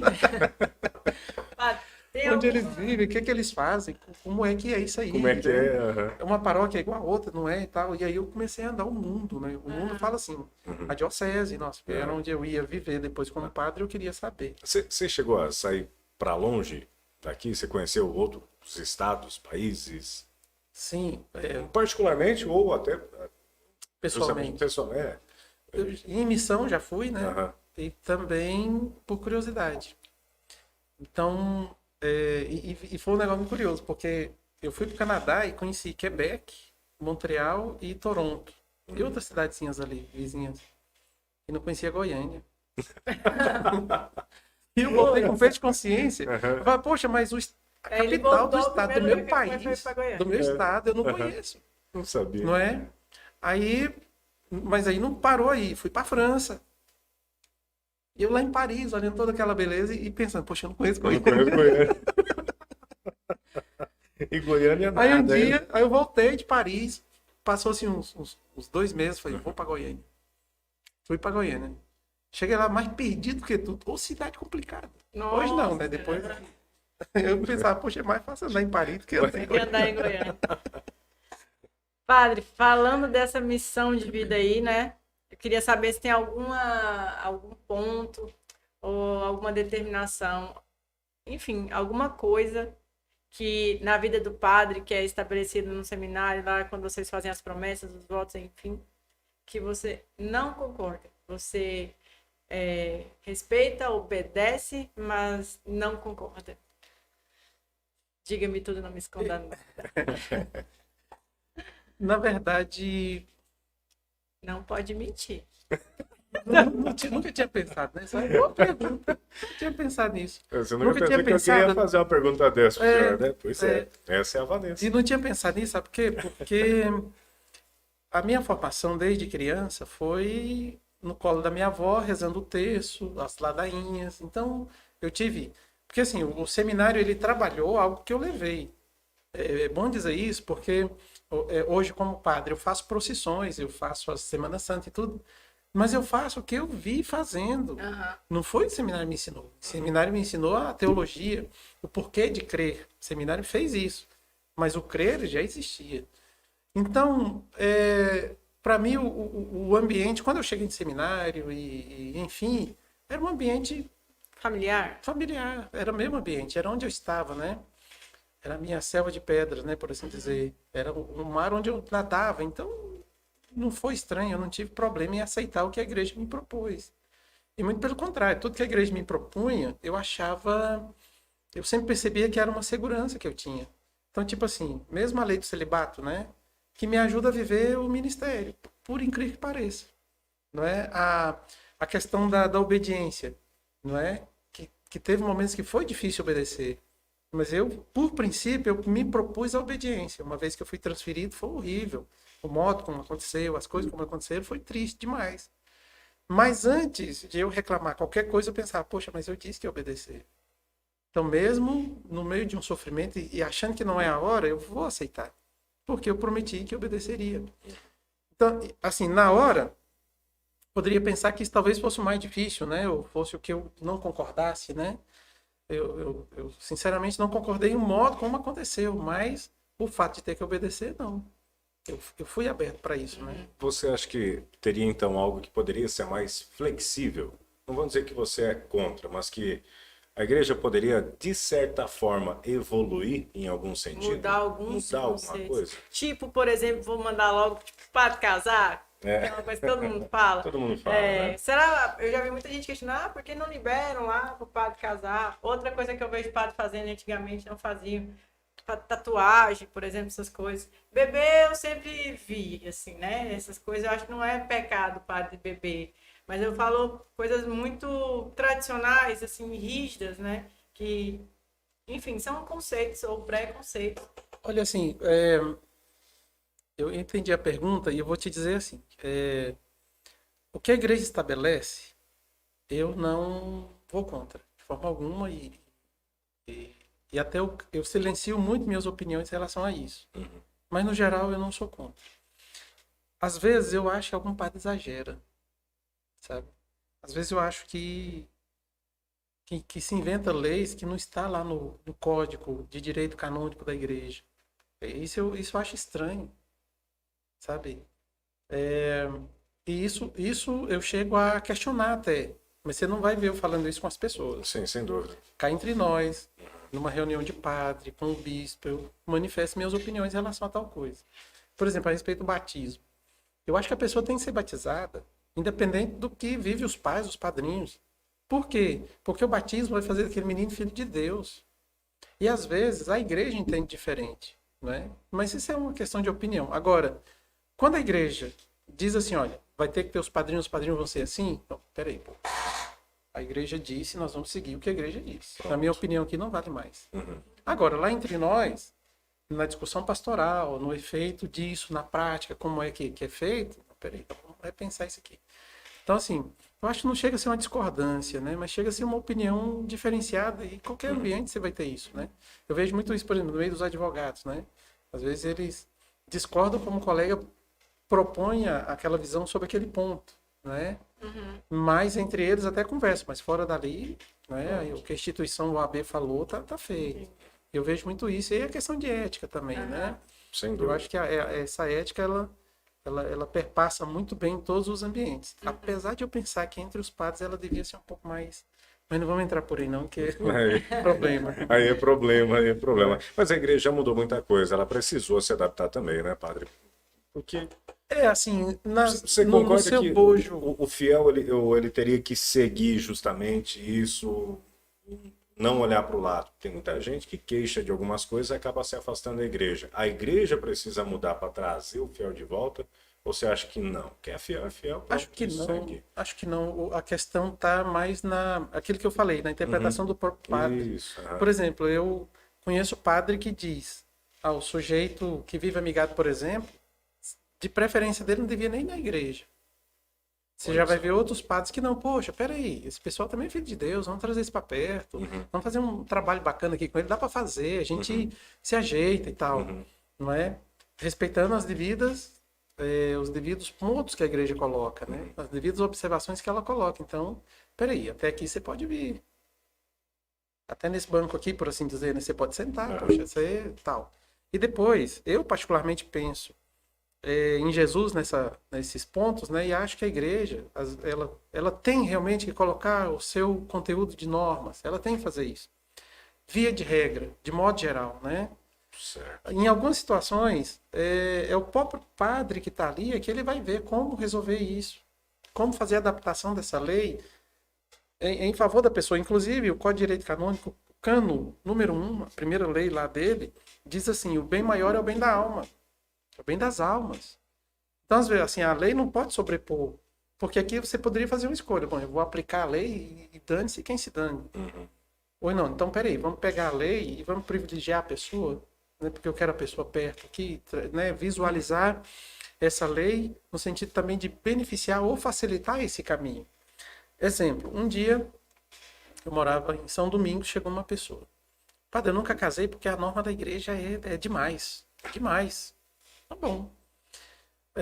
Mas o que aconteceu? Ah, porque o padre cobrou isso e tal, e fez a lista da cobrança. Eu vi, o padre, ele privilegiou a lei em detrimento de resolver o problema da pessoa. Eu disse para ela, olha, então beleza. Eu posso tirar isso, isso e isso. Agora, não posso tirar isso, isso e isso. Por que o senhor não tira tudo? Porque, de algum modo, eu estou fazendo a lei caminhar em seu favor. Mas tem coisa que você vai ter que caminhar também para poder. Aí a gente se encontra. É uma via de mão dupla. Sabe? E o que o padre cobrava dela era coisas que ele imaginava que não podia acontecer na igreja dele. Por exemplo, entrar uma criança com floristas, né? Como floristas e distribuir as flores. Ou não entrar tantos casais de padrinho, que ela queria colocar tanto. Isso é bobagem. Para um casamento precisa o padre, o casal que vai casar e um casal de testemunha. Não precisa mais nada. Todo mundo que vai é convidado, todo mundo que vai. Aí, poxa, se vai entrar um casal a mais, um casal a menos. Mas isso na cabeça do padre que estava lá organizando era o que ele achava. Não é uma crítica a ele, é o modo como ele via que achava que isso podia ajudar alguma Mas isso coisa. já são regras que é estabelecida por paróquia. Aí que eu estou dizendo, sabe? O que diz o direito canônico? O que ele exige? Aí tem padre que começa a florear demais o trem e dificulta o acesso das pessoas à vida espiritual, à comunhão, ao sacramento. Mas isso Nossa, eu nem sabia disso. Quando Pois eu fui isso. casar, eu nem perguntei nada pro padre, fiz do jeito que eu queria. Essa parte do casamento pula. Vamos outra pergunta aí que você tem. Acelera aí. Tem Gente, como mas cortar pelo um jeito pouquinho? não, o padre, Não, vivo, o não? padre Daniel é flexível, ele, né, bem mais... Não é flexibilidade, eu acho que é você sentar e... chegar lá. Aquilo que eu falei, Assim, entre a tornar lei, Dois assuntos aqui. entre a lei e a pessoa, o que você quer? Entendeu? Eu vou olhar a lei, mas eu vou olhar também a pessoa, porque eu quero a pessoa comungando, eu quero ela participando. Inclusive agora, nós estamos aí com um trabalho de catequese dentro e fora da cidade, né? Nas capelas rurais. Poxa, se eu tivesse tempo para contar para vocês, o que tem acontecido é extraordinário. Antes, em pouco tempo, o pessoal que fazia a festa da zona rural ou festa de cidade mesmo era comer, beber e o padre juntar dinheiro. Eu não vejo isso. Eu acho que essa festa ela tem que acontecer, ela é boa, é confraternização, onde as pessoas se encontram, sentam, tradição. sorriem, cantam, né? Isso é bacana, isso é lindo. Mas esse não é o foco. O foco é que lá naquela festa ela tem momentos de confissão, de bênçãos. Inclusive agora eu vou fazer um hall de visitas, dando bênçãos, né? Enfim, na festa padroeira. O momento do casamento, dos batizados, das confissões, das crismas, de trazer o pessoal para perto. Essa é a festa da igreja, essa é a festa da evangelização. Se você tirar disso, inclusive a novena foi usada, ela foi criada para ser uma ferramenta da catequese. E ela se tornou o que a gente vê, a festa do divino, baita de uma, né, uma estrutura em volta de uma novena, que é uma ferramenta de evangelização, não é para arrecadar dinheiro. Sabe, e é curioso na Igreja Católica, quando você foca para arrecadar dinheiro, é o que você menos faz. Aí você peteca tudo. Agora, quando você vai para evangelizar, para trabalhar de perto, e vocês são testemunhos do que aconteceu aí, né? Essa via espiritual. Estivemos lá. A vida material, ela flui naturalmente. Naturalmente. Poxa, é extraordinário. E se eu tivesse para contar para vocês mais coisas, poxa, tem muita coisa para dizer. Padre, e falando agora dessa parte de evangelizar, como que o senhor lidou aí? Já estamos no 2º ano de pandemia, né? Como que foi para o padre Daniel lidar com a evangelização? Até chegamos a tocar no assunto aí alguns instantes atrás, sobre as confissões e tal, nessa época de pandemia. Como que o senhor lidou com tudo isso? Como que os teus fiéis, né, receberam essa situação de pandemia? Ter missa, não ter missa? Sentar um banco por outro banco? Como foi? Primeiro que eu não fechei, né? Quando mandou fechar, eu abri. Rebelde, né, padre? Rebelde. Por quê? Porque a igreja é refúgio. A igreja é refúgio. A fé é refúgio. Deus é refúgio. Sabe assim, a primeira notícia, pessoal, o que é isso? E no segundo momento, um choque, né? Poxa, a gente pode morrer com isso? Sim. E você vai aonde? Falar com quem? Com Deus, poxa. Aí você fecha a igreja. Eu abri as portas. Entra quem quiser entrar. Né? E o pessoal passava assim, meio ressabiado, meio olhando para dentro. Uns chegava na porta e falava assim, pode entrar? Pode, deve. Então eu não fechei. Até porque quando se fechou mesmo, não tinha vírus nem no Brasil. Sabe assim, me permita discordar desse povo. Decisões, sabe assim, eu ia falar um palavrão. Padre fala É que porque eu palavrão. tenho que ir para algum lugar aí e confessar ainda, né? Ó, padre fala, fala escapa um Mas palavrão. ele Não é que gente, ele é fala, ser né? Escapa, humano, né? ué. Escapa, Mas às eu vezes. não ia falar palavrão. Não tem Não escape, tô né? falando. Não, né? Tá bom. Mas eu acho que tomaram muita decisão equivocada, sabe? Acho que exageraram, precipitado. E curioso, 30 dias depois, muitos daqueles que tomaram essa decisão começaram a perceber o tiro no pé. Porque dava para fazer, eu sugeri, fazer um fechamento regional. Fecha a região Nordeste Goiano, depois você vai, né, até você chegar aqui. Isso daria um ano de trabalho, daria tempo das pessoas se prepararem, se organizarem. Não teria sido, não é, o problema econômico que nós vivemos agora, ele foi criado já em março do ano passado.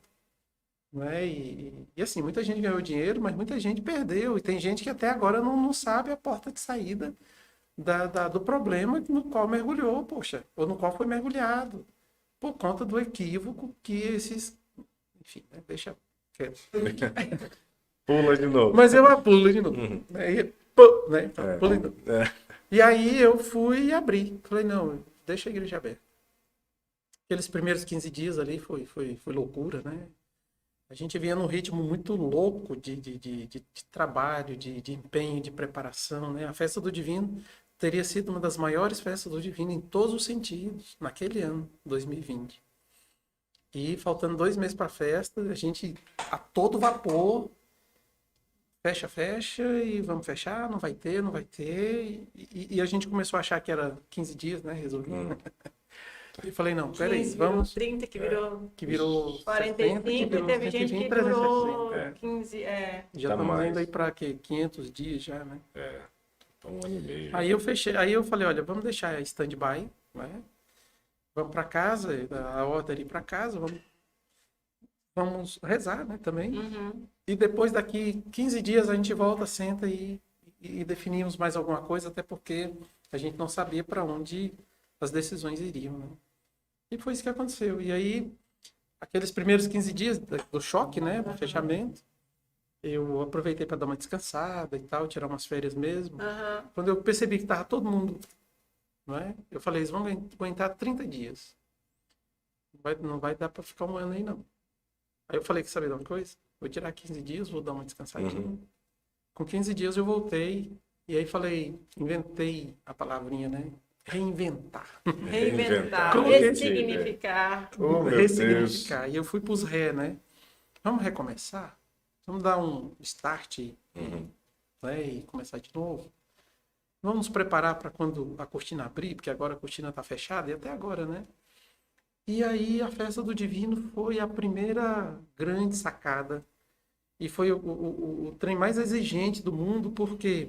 Porque nós tínhamos todo um projeto, e nós tivemos que engavetar o projeto, e para o mínimo, do mínimo, do mínimo. E outra coisa, entrar no mundo virtual, que era um negócio que a gente não estava preparado ainda. Então nós tivemos que fazer tudo isso em questão de 30 dias. Tudo que nós fizemos aí, você me ajudou a fazer Foi no estalo. em 3 meses, né? De Aham. antecedência, você fez em 30 dias, e aí?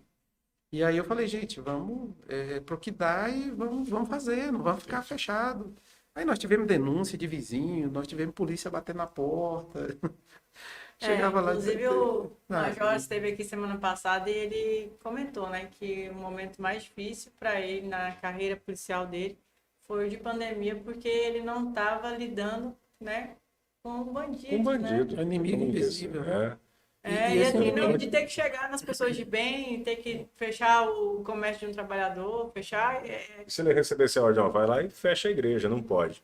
Era a situação mais difícil que ele viveu, você entende? Difícil para você também. Para todo mundo. E aí, esse reinventar, né? Essa palavra ela veio com muita força. E a festa do Divino. O que aconteceu? O primeiro impacto foi o pessoal levar um grande susto, né? Ir para casa, ter que ficar trancado. E teve gente que até naquele momento realmente era na chave. Os velhinhos, poxa, como eu sofri pelos velhinhos, né? Muitos tiveram que realmente. E os filhos não visitavam. Eu tive que ir na casa de alguns filhos e dizer: olha, vai lá ver teu pai. Vai lá ver tua mãe. Não pode deixar. Deixar sozinho. Deixar sozinho. Ah, mas eu vou levar. Você tem vírus? Não, poxa, ele também não tem. Vai lá.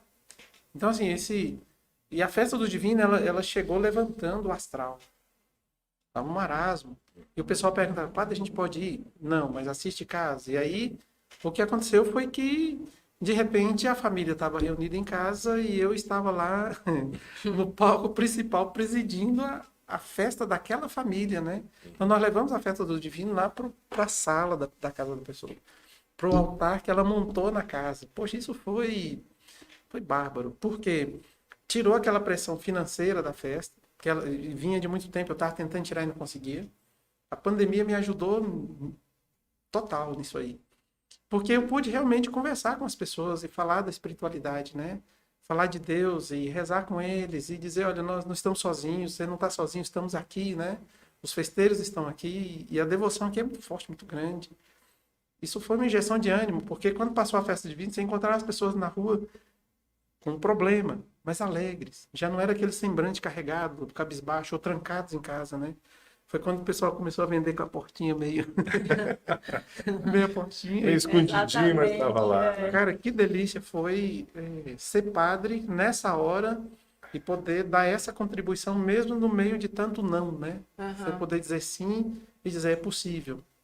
E o fato de fazer a novena do Divino, do modo como ela aconteceu, ajudou muita gente também a... Poxa, mas a gente pode também, né? A gente pode reinventar o nosso. Né? Eu posso pôr o álcool aqui na porta, eu posso abrir só um pouquinho, eu posso levar a mercadoria na casa da pessoa, eu posso... E aí a cidade começou a respirar. Começou a movimentar de novo, né? Foi. Padre, eu ia dar uma guinada aqui no nosso bate-papo, até porque daqui a pouco a gente vai falar de um novo evento, né? Que vai começar, né? Agora. Esse mês de julho temos. Exatamente, já estamos às vésperas, né? Mas eu queria falar sobre a música. E o nosso Padre Daniel é uma paixão da vida inteira. Paixão de a vida inteira. Como é que começou? Todo padre gosta, eu acho, né? Todo padre é meio músico, assim. Tem o negócio da musicalidade. Não, lá. tem padre desafinado, filho. Tem padre que não sabe tocar nem galinhas, quer saber? Nem galinha. Mas Mas eu falo da música no seminário porque era uma das matérias obrigatórias. Aham. Hoje não é mais. Os padres vêm, já tem uns cantores, né? Aqui em Posse tem uma safra de cantores e músicos que Tem cara, uma galera boa aqui, não é mesmo? fantástico. Falar nisso, eu quero mandar um recado pro Léo, viu? O Léo sumiu. Quem é Léo? É um cantor, um menino aqui da cidade. O Ah. cara canta. Ah, Mas... um dia eu tava rezando uma missa e ele foi cantar um salmo. Poxa, eu já vi gente cantar salmo bonito, mas naquele dia foi fantástico. E o Léo Olha, sumiu. Léo, olha, Sumiu. olha. Não sei quem é É. você, mas olha esse elogio que você acabou de receber aqui. Pois é, cara. mas aqui Posse tem músicos. Grava um salmo extraordinários. aí e põe na internet pra gente ver, cara. É Põe mesmo, aí. é mesmo. É.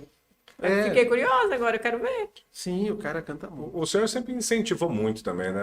Os teus irmãos também, né? Tem irmão que toca também. Tem né? Adriano, os meus irmãos, todos eles têm envolvimento, um pezinho, né? Porque que aconteceu? A história da música tem que ter outro podcast, mano. Gente, eu tenho, né, 25 anos de vida, 25 anos de pato, poxa. Então, Aham. dá quase 40, Nossa, né? né? Só um pouquinho, né? Já essa conta Então, o que errada. aconteceu? Eu, antes de ir pro seminário, eu vim pro grupo jovem, né? Mas antes ainda do grupo jovem, eu tive contato com o violão. E trabalhei muito para comprar um violão. 200 cruzeiros, eu trabalhei quase 3 meses para juntar o dinheiro. Uns 200 cruzeiros. Né? Eu fui lá e comprei um violão. E aí, uma história muito bonita, porque veio o Afonso Carlos, que é daqui de Posse, um cara bacana, né? E foi meu primeiro professor Ah, conheço. Pai do Gutenberg? primeiro professor de música, né? Que eu tive. E ele era mala, porque você é mala, viu, Afonso? O que ele fazia? Olha, Afonso.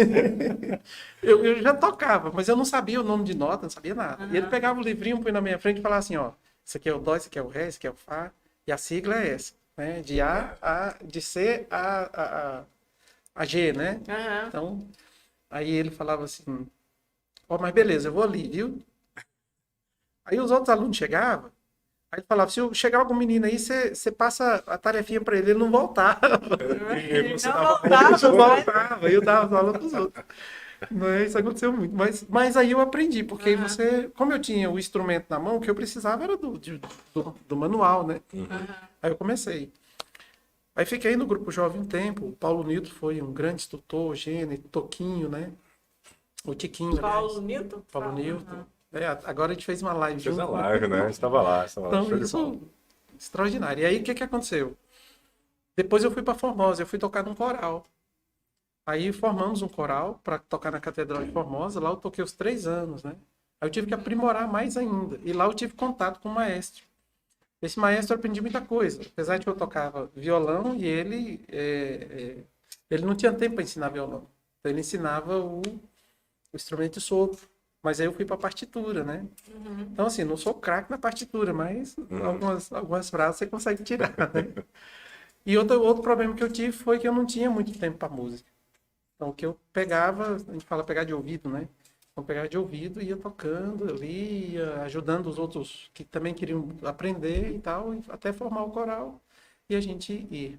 Depois fui para Brasília. Em Brasília, eu já cheguei um pouco mais experiente, né? Aí tive contato com outros grandes músicos, né? Inclusive um era tecladista do Padre Zezinho, o cantor, né? Ele morava no seminário.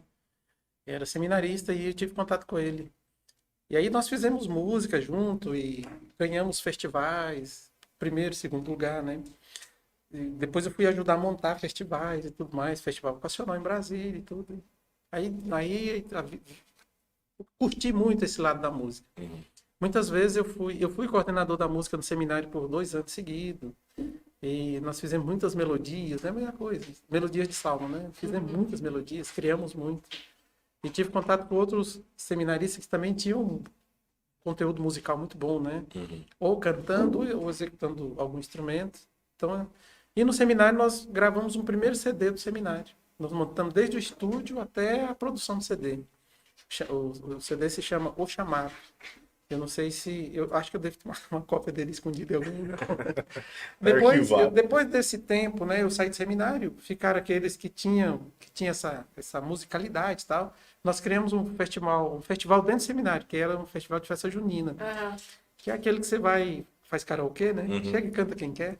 Mas isso tudo incentivava demais a questão da vida musical, né? Dos jovens seminaristas e também os formava para o futuro. E eu saí de Brasília, e quando eu saí, isso começou a diminuir. Tanto que eles inutilizaram o estúdio, já não funciona mais, até hoje não funciona mais. Não tiveram mais gravação de CD, nem nada. Olha. Você só toca o violão e eu canto também. Canta, padre. Mas quem falou que eu toco? Não acabou de falar que eu Não, moço, é papo de músico. É, assim. papo de música. Porque o que o Afonso me dizia? Você falava assim, ó, você vai numa floresta, atrás de um pau grosso tem um mais grosso. Aham, Então assim, você não fique se achando bam. Aham. Todo músico tem essa modéstia, né? aham. De não achar que faz muito, né?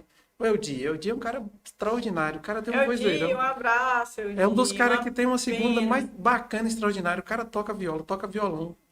Louco. Canta pra caralho. Fala que ele toca pra você ver. Falta voar, não sei. Então, esse Ele é até participaria, né? Participaria da live. Segunda-feira tem a live da prefeitura. É um presente da prefeitura de Posse para os possenses, para comemorar os 149 anos da nossa cidade. E o Eldi, infelizmente, não vai poder participar esse ano. Poxa. Infelizmente, a dupla Christian e João Miguel é excelente. O pessoal Excelente. adora acompanhar aqui. Realmente é muito bom. Sim, muito bom. Mas eu devo, assim, essa história da música muito a esse ambiente musical em Poços. Cultural, né? Que aí entra a música também. E depois as oportunidades que eu fui tendo e a curiosidade, a vontade mesmo de trabalhar em volta disso, né? Agora eu tenho um projeto Você já nesse teve sentido. vontade de ser tipo padre cantor, igual esses Não, padre cantor? não, porque envolve muita coisa. Aham. Eu acho que o padre, ele é para viver os sacramentos. Ele é para confessar o povo, ele é para rezar a missa, não é? Ele é para fazer os batizados, os casamentos. O padre é para isso. Aham. E de repente você pega... Eu não estou criticando nenhum que Não, fez, eu sei não. que eu tô lembrando de um padre aqui que eu vi no Instagram, que ele dá conselho, velho, ele é muito engraçado. Eu achei o nordestino, Já, né? ele é um baixinho, cabecinha quadrada. Ele... A mulher pergunta, "Ô, padre, ele dá conselhos, ele abre a caixinha de perguntas no Instagram dele e dá conselhos. Aí a menina fala pra ele, padre, eu acho que eu tô apaixonada por um peão, o que que eu faço? Ele, sei lá, compra uma bota. Eu não fiz nada com ele. E eu cheguei a pesquisar se ele realmente era padre, ou se ele, o cara é padre, É cara. padre. Padre, Mó eu comediante. vi alguma coisa nesse sentido. Pois é, mas aí eu devo muito a música a esse ambiente cultural de Posse. E depois, né, o caminho que eu fui fazendo e minha interação e interatividade. Eu tenho um projeto, ele é antigo, mas em algum momento eu vou desenvolvê-lo. Eu penso em pegar, por exemplo, os hinos de padroeiros e gravá-los todos. Não só aqui da nossa região, mas da diocese inteira. E fazer um inário com esses hinos de padroeiro, né? E assim, ó, você tem Santa Luzia, por exemplo, você tem 2 ou 3 versões, você tem 2 ou 3 hinos diferentes, porque cada local o pessoal vai... Agora com a internet meio que nivelou, né?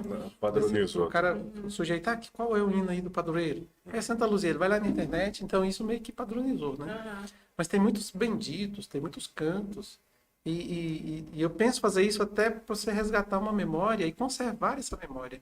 Porque a internet ela tem esse problema da nivelação, né? Da globalização, que é um efeito, por um lado, muito bacana, porque Muito você bom leva de o um conhecimento até onde não tem, né? Mas, por outro lado, você começa a sufocar algumas coisas muito bacanas que acontecem nas comunidades, né? Nas cidades menores, né? No micro, né? Olha, só para destacar a participação aqui de quem Opa. está nos acompanhando, vou mandar aqui, ó, o Arthur Lopes, até dá para o padre ver aqui também na tela. O Arthur, a Merieme de França Sabate, boa noite, Padre Daniel. O Arthur Lopes está mandando boa noite. O Hélio, show, boa noite. Boa noite ao Canuto Carlinho. Conhece, Padre? Boa noite a todos. Precisa de uma ótima confissão. Padre Daniel de Paula aí, tá vendo, né, gente? Quer confessar? Padre Daniel está à disposição e é excelente aí para ajudar o pessoal. Boa noite, olha, Malman. Mariana Malman, isso. boa noite, Vanusa. Até ó, Tem a agora- Edna. Eu falei que sogra lá no começo do programa, minha sogra mandou boa noite. Tava ouvindo. Silvia Eu Caena, vou ter um trabalha problema lá quando chegar na em casa. paróquia. Edna Ribeiro, lá de Cabeceiras. Ó, Cabeceiras. sou de Cabeceiras. Boa noite, Rosália.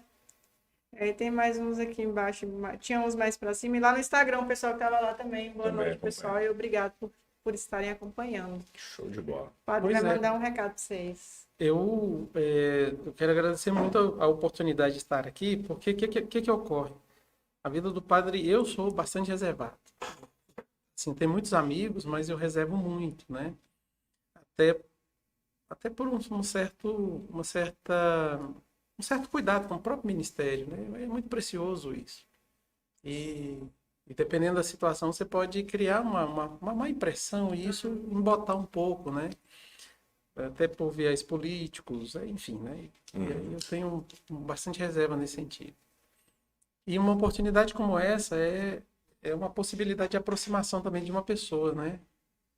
E às vezes a pessoa vê o padre lá no altar e acha que é só aquilo ali, né? E não, a gente tem uma vida, tem uma vida muito corrida, muito exprimida, né? Em meio a tantas atividades e tal. E também tem uma vida pessoal, né? E assim, padre, né, a gente está perto de encerrar já, porque já, infelizmente, o nosso tempo está indo. Tá indo. Mas como que é a sua rotina? Você reza todo dia, o senhor levanta, reza, almoça, reza, lancha, reza, como é? Poxa. Bom, quem se lembra do Monsenhor Zezinho, lembra dele sempre com um livro na mão. Aham, Aquele livro lá se chama ainda hoje Breviário. aham. O breviário, ele é composto pelas orações que o padre faz, né? Só o padre tem que fazer essas Não, orações? hoje, naquele tempo sim, hoje é mais popular, né? Inclusive existe aplicativos, então a gente usa muito o aplicativo. Já não carregamos mais o tijolão, Olha né? aí. Tá no celular, né? Então, o celular facilitou a nossa vida. Mas sim, de manhã, né? Aí, essa oração proposta pela igreja, ela tem as laudes, que é a oração da manhã, ela tem a oração das 9, meio-dia, 15 horas, 18 horas, e à noite se chama oração completa e tem uma oração da madrugada chamada oração ofício, né? Ofício das leituras. Então, a igreja propõe esse ciclo, né, de orações. Todos os dias. Todos os dias. Agora, assim, o padre faz tudo isso, todos os padres? Não. Esse rol de orações, ele ficou mais restrito para os padres. Os seculares, a gente tem um ritmo de vida que às vezes você não consegue fazer esse ritmozinho de 3 em 3 horas, né? Por exemplo, a vida monástica é mais fácil. A vida das irmãs, por exemplo, é mais fácil. Por quê? Porque elas têm um trabalho mais afinado ali, mais conjuntinho, elas não têm tantos outros encargos administrativos, pastorais, enfim, que possa dificultar isso aí, né? Mas a gente privilegia algumas, por exemplo, as laudes. E a gente tem um conselho seguinte: não sai de casa antes de rezar as laudes. Porque depois você pôs o pé na porta, você já não tem mais tempo para rezar. As Reza o laudes, terço. as vésperas são as principais, né? As laudes, as vésperas. Aham. E, normalmente, mais comumente, a oração da noite, as completas. E junto, né, com as completas, a gente reza o ofício das leituras, porque você já está ali, né? E as completas, ela é mais curtinha. E aí você já reza o ofício das leituras, já faz um momento de adoração do Santíssimo e tal. Dentro da casa paroquial tem uma capelinha, né? Um pouco menor que esse espaço aqui, para a gente poder fazer as nossas orações ali sem ir na capela da igreja. É isso que eu disse. Se eu entrar na igreja e ir na capela da igreja, ô padre, Já era. já era, né? E seu dia flui ali. Quando vê, você já escureceu o dia e você tem, né, tantas outras obrigações, entre elas também a de rezar. Agora, interessante, a oração do padre é pessoal? Mas ela é pela sua comunidade. Inclusive, o padre tem a obrigação de rezar uma vez por semana uma missa chamada de intenção pro populi, pelo povo, né? E nesse dia ele não pode colher mais nenhuma outra intenção. Ele vai detidamente rezar pela sua comunidade, pela sua paróquia. Então, a bem da verdade, o ofício do padre é rezar, né? E a viver os sacramentos. Se você algum dia vê um padre fazendo algo que não seja em volta da função sacramental, ele pode até fazer, mas ele está meio fora do Tá que fora é da- principal dele, né? Vou fazer uma missa lá para Pod, né? Pro nosso podcast aí também, para ficar bem joinha. você. É. Olha, padre, manda boa noite para esse povo, que eles estão aqui. Boa noite, padre Daniel, boa noite. Boa noite, gente. Merieme é uma amicíssima, uma pessoa Excelente. fantástica, né? Que Deus pôs na minha vida. Como que funciona? Você vai ficar aqui em Poços, tem um tempo determinado para ficar aqui, vai ter que ir daqui uns dias embora, como é que é isso? Porque a comunidade acaba se apegando, né? Aí vem a igreja lá, sei lá quem, assim, tô falando bem leigamente mesmo, e troca o padre da comunidade, aí o povo fica triste. É bom falar sobre isso também, porque quando se estabelece um pároco, é o meu caso, ele tem um negócio chamado estabilidade, por 6 anos. Uhum. E antes disso, ele muda se ele quiser, ou na conveniência da troca, né? Da mudança, da transferência. E tem bispo que estabelece, ele fala assim, ó, o direito canônico diz isso, mas eu vou fazer de tal forma. Então, e também no conselho presbiteral, que é o conselho que dirige a diocese, também se combina muitas vezes como é que vai ser. Então, assim, cada bispo, cada diocese, cada momento da história da vida da diocese vai se combinando isso aí. E também existe, felizmente ou não, uma política aí também, né? Tem gente que é mais próximo, tem gente do bispo, né? Tem gente que é mais distante, então tem todo um contexto bastante complexo para se dar uma transferência. Uhum. E também tem aquilo de ou o padre não se deu com a comunidade, ou a comunidade não deu com ele, ou aconteceu algum problema aí pelo meio do caminho que seja realmente obrigatório fazer uma transferência. Certo. Mas, no geral, segue a lei do direito canônico, que são de 6 anos. Né? Tem quanto tempo que o senhor está aqui? Tem 5 anos. Eita, nossa, Eita, que... danado. O senhor tem Tem algum 5 anos. Mas seu projeto para frente? Existe alguma possibilidade dessa mudança? Dessa mudança? No que você imagina? Sim, eu não sei quando. Entendi. Porque eu te falei de 6 anos, né? Mas vamos supor que o bispo chegue e diga assim, olha, e ele disse isso, eu não tenho o hábito de mudar, tipo, o time que está ganhando não se mexe. Pronto. Então, você vai ficar aí, Segue o aí, tempo que de for, possível e necessário, está ganhando, está bem, pastoral está fluindo, a vida pastoral está andando, vamos para frente. Né? Porque também tem isso, às vezes você coloca um padre, ele não tem quilate para levar aquela comunidade. Né? E aí o que se faz? Você vai oferecer uma paróquia que esteja dentro da competência dele. Isso é normal. Ou um outro trabalho, uma outra função dentro da diocese, né? Enfim. Então, e às vezes... Então você tem que ver muitos... Por isso que eu falei, São uma muitas- transferência ela está envolta em muitos fatores, né? fatores. É bastante complexo isso. Agora, assim, ó, se o padre ficar 6 anos, o bispo não transferiu, e ele ficar mais 1 ano, e o bispo não transferiu, quer dizer, 7 anos, daí para frente ele tem que cumprir mais um período de 6 anos. Quer dizer, renova, é uma renovação automática. Certo. Nós vamos distrair ele lá, então vamos escapar Daniel.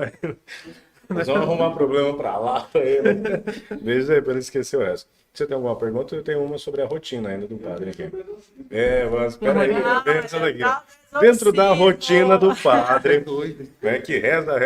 Eu acho que a pessoa, eu não sei se nós estávamos falando sobre o mesmo talentoso Eudi seria o cara certo, talvez, para falar sobre isso. Como participei, não quero dar spoiler aqui, mas participei de um jantar depois da nossa live, né? Que aconteceu. Mas, enfim, sobre essa rotina, nós temos também exorcisão. Não é com tanta rotina assim. E essa pergunta vem do Diego. Ele tem uma curiosidade gigante para saber se existe. É do Diego. Ele quer saber se tem mesmo ou não, como é que acontece, quais são os casos que já aconteceram e se o padre tem medo disso ou não.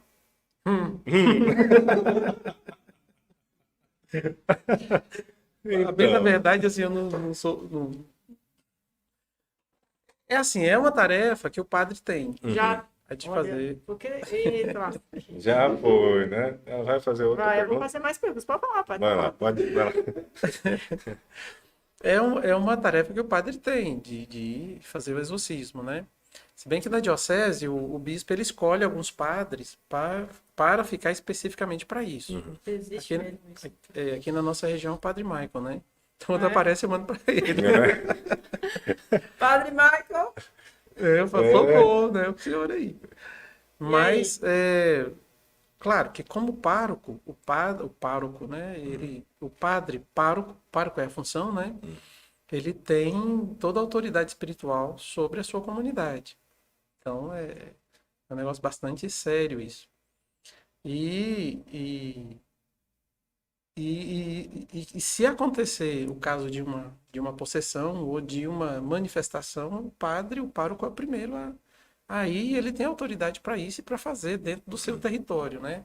Agora, fora do território, é evidente que ele é padre, se for ele faz, mas ele precisa de uma autorização do bispo para fora do território paroquial ele também poder fazer. E esse é o caso do Padre Maicon. Ele pode fazer mais fora, dentro e fora da paróquia dele, porque ele tem uma jurisdição para isso, né? Mas o padre é padre onde ele estiver, ele vai dar a bênção, vai jogar água benta e vai... Já fez? O senhor tem água benta de reserva? Só para saber. Só pra saber, tem? Né? O senhor já Não, fez, não padre? precisa, você tem água, você benze na hora e... Ah, olha. Tá vendo? Tem? O senhor já fez? Mas, gente, deixa essas histórias. Bobagem. Essas histórias são complicadas, o trem é feio. Por isso que eu falei, tem gente que poderia contar umas histórias aí bem interessantes. Eu tem, né? Eudi é o cara mais corajoso que eu já vi aqui Mas em teve Poços assim, para acompanhar aquela curiosidade, teve sim, né? Não obstante o dia que aconteceu, era uma sexta-feira da paixão, não pelo dia, né? Mas foi uma sexta-feira da paixão. A Meriene estava presente esse dia. O negócio foi sério, foi sério. Aqui em Posse? Não, foi em Aciara. Ah, tá. Era uma senhora, ela estava atormentada, né? Ela já não dormia direito. Ela não recebeu possessão, mas tinha um problema na casa dela. Ela não tinha sossego. Ela nem bebendo ela pagava. Então tinha um problema lá. E aí ela veio na minha casa e pediu para que a gente fosse. E nesse dia, sexta-feira da paixão, foi quando a gente teve a oportunidade de ir. E eu chamei 3 pessoas, o casal, uma era Merieme e um senhor da comunidade. É muito católico, mas não acreditava nisso. Mas não por isso. Eu chamei para ir de companhia, para a gente, né, fazer aquele momento de oração e fazer a oração de exorcismo. Aconteceu que entrou um vento na casa, um vento muito forte. E assim, a noite não estava ventando, não tinha nada. Um vento muito forte, quebrou o quadro do Sagrado Coração de Jesus e Maria, aquele que vem com relógio, né? Tem um vidro, assim, uma caixa de vidro, enfim. O senhor estava lá e o senhor viu, né? Uma Quebrou. porrada muito forte, uma pancada. Caramba. O quadro saiu da parede Lá, eu já e tava- foi de novo. Só o pó da estrada, assim, já correndo. E o Tá vento longe. saiu, entrou pela casa, saiu pela porta da cozinha e aquele ventão estranho, sabe? O pé de abacate, era noite, mas a gente podia ver o pé de abacate, as folhas subindo com aquele vento horrível. Assim. E depois que isso passou, Ai, que aquela arrepiei. calmaria voltou toda de novo e seguimos, né? Terminamos a oração e benzemos a casa e não teve mais, aquela senhora não teve mais problema com essa situação mais. Amém. Mas foi, assim, houveram outras situações e eu não gosto muito disso. É complicado. Não Não gosto é bom muito- contar, eu porque não senão gosto depois muito o de- Diego não dorme, fica botando a culpa na gente. Ele gosta de mas ele não dorme e a culpa é Não gosto nossa muito de aqui, dar padre. palco pra E esse falar rapaz. em benção, as pessoas chamam muito, né, para benzer as coisas, assim, vamos ser bem popular, mas benzer o carro, benzer a casa, a loja, enfim, né? As pessoas Benzer a costumam- chuva, benzer a tempestade, né? Aham. Já me aconteceu muito de ir começar a missa campal e o céu tá carregado, e aí? Você dá uma benção, reza, enfim, tem todo um jeito de fazer, né? E chove depois da missa, e a missa pode demorar o que for. Tem um caso que aconteceu comigo, eu tinha 1 ano de padre e eu via muito o Monsenhor Zezinho fazendo isso, né? Isso não é uma coisa assim, que você vai lá e o padre te ensina a fazer, não, você vê, né, e tal. E aí, eu cheguei naquela comunidade, município de Unai. Eu atendi aquela comunidade que era mais perto da minha paróquia, lá no caso. E aí, sabe aquela chuvona pesada que escurece tudo ao meio-dia? E as luzes acendem, né, e tal. Aham. Aí, o que aconteceu? Era uma casinha lá na roça, uma casinha pau a pique, né? Não cabia ninguém dentro da casa. E veio muita gente para a missa. Uma chuva se formou distante, a gente pensou, dá para rezar a missa e vir embora, mas não, o vento trouxe aquela chuva. E de repente, eu olhei para o céu e falei, nossa, e agora? Vamos começar a missa. E o pessoal, não, a gente vai embora. Não, vamos rezar a missa. Não vai dar tempo. Um facho de luz saía do céu assim, iluminava todo o altar e em volta, aquele terreiro com aquela graminha verdinha. E você via o paredão de chuva assim, olha, em volta. Coisa mais horrível. E você via, nossa, parecia que você estava dentro de um oceano numa caixa de vidro, aquilo. Rezamos a missa, cantamos lá no terreiro e celebramos tal. Aí terminou a missa, eu falei, olha, cada um pega seu caminho porque vai chover. Desmontamos o altar, guardamos as mesas, tudo. Peguei meu carro e fui embora. Eu saí, eu devo ter andado 200 metros. Entrei na chuva. Era uma chuva louca, eu nunca vi uma chuva daquela. E fui embora. Quando cheguei em casa, o pessoal me ligaram e falaram, padre, foi o senhor sair e a chuva cair. Olha aí. Coisa mais louca, não é? De a gente contar, assim, De contar né? que... Mas aquele ambiente, outra coisa. Sabe aquele céu, quando vai escurecendo, que o sol bate nas nuvens e faz aquela tarde bonita, né? Toda iluminada? Foi o que aconteceu naquele dia. Olha só. E aí a Cena gente bonita. fica pensando, o poder de Deus. Eu sou padre e não me acostumei com isso. Essa é a verdade. Por quê? Porque é um poder extraordinário. E é um poder além de suas forças. É um poder que vai muito distante do que você realmente imagina que possa ser. Não é? E nesse caso, o que é que você se sente? Um instrumento de Deus. E eu falo para vocês, ser padre não serve para mim. Eu sou feliz, eu sou um dos caras mais realizados na vocação que eu tenho. Não é? Até porque eu abri mão de 1 milhão de coisas para ser padre. E até hoje eu abro, porque sempre tem, você vê oportunidades pululando na sua frente. E você fala, pô, se eu fosse por esse caminho aqui, isso aqui ia bombar. Você falou aí, né, você não quis ser um padre famoso, cantar. Poxa, eu podia fazer isso não sendo padre, poxa. Não deixa tudo, vai ser cantor, né? Vai ser músico, vai seguir a vida do outro jeito, né? E daria certo, eu acho que daria certo.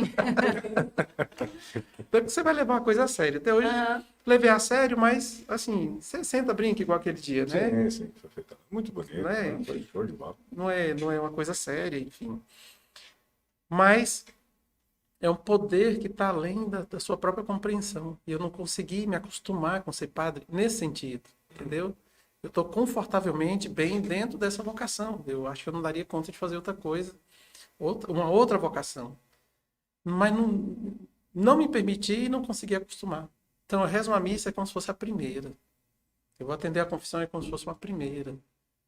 Aí eu vou na zona rural, as capelas nossas aqui, poxa, tem melhorado muito, todos os sentidos, todos os aspectos. Eu vou lá, é como se não tivesse nada de bom, eu estou começando de novo. Para mim é tudo muito fresquinho, sabe? Eu quero viver essa novidade do ministério sem deixar que isso caduque, né? Eu vejo assim, muitos casamentos vão cansando, né? Vão cansando.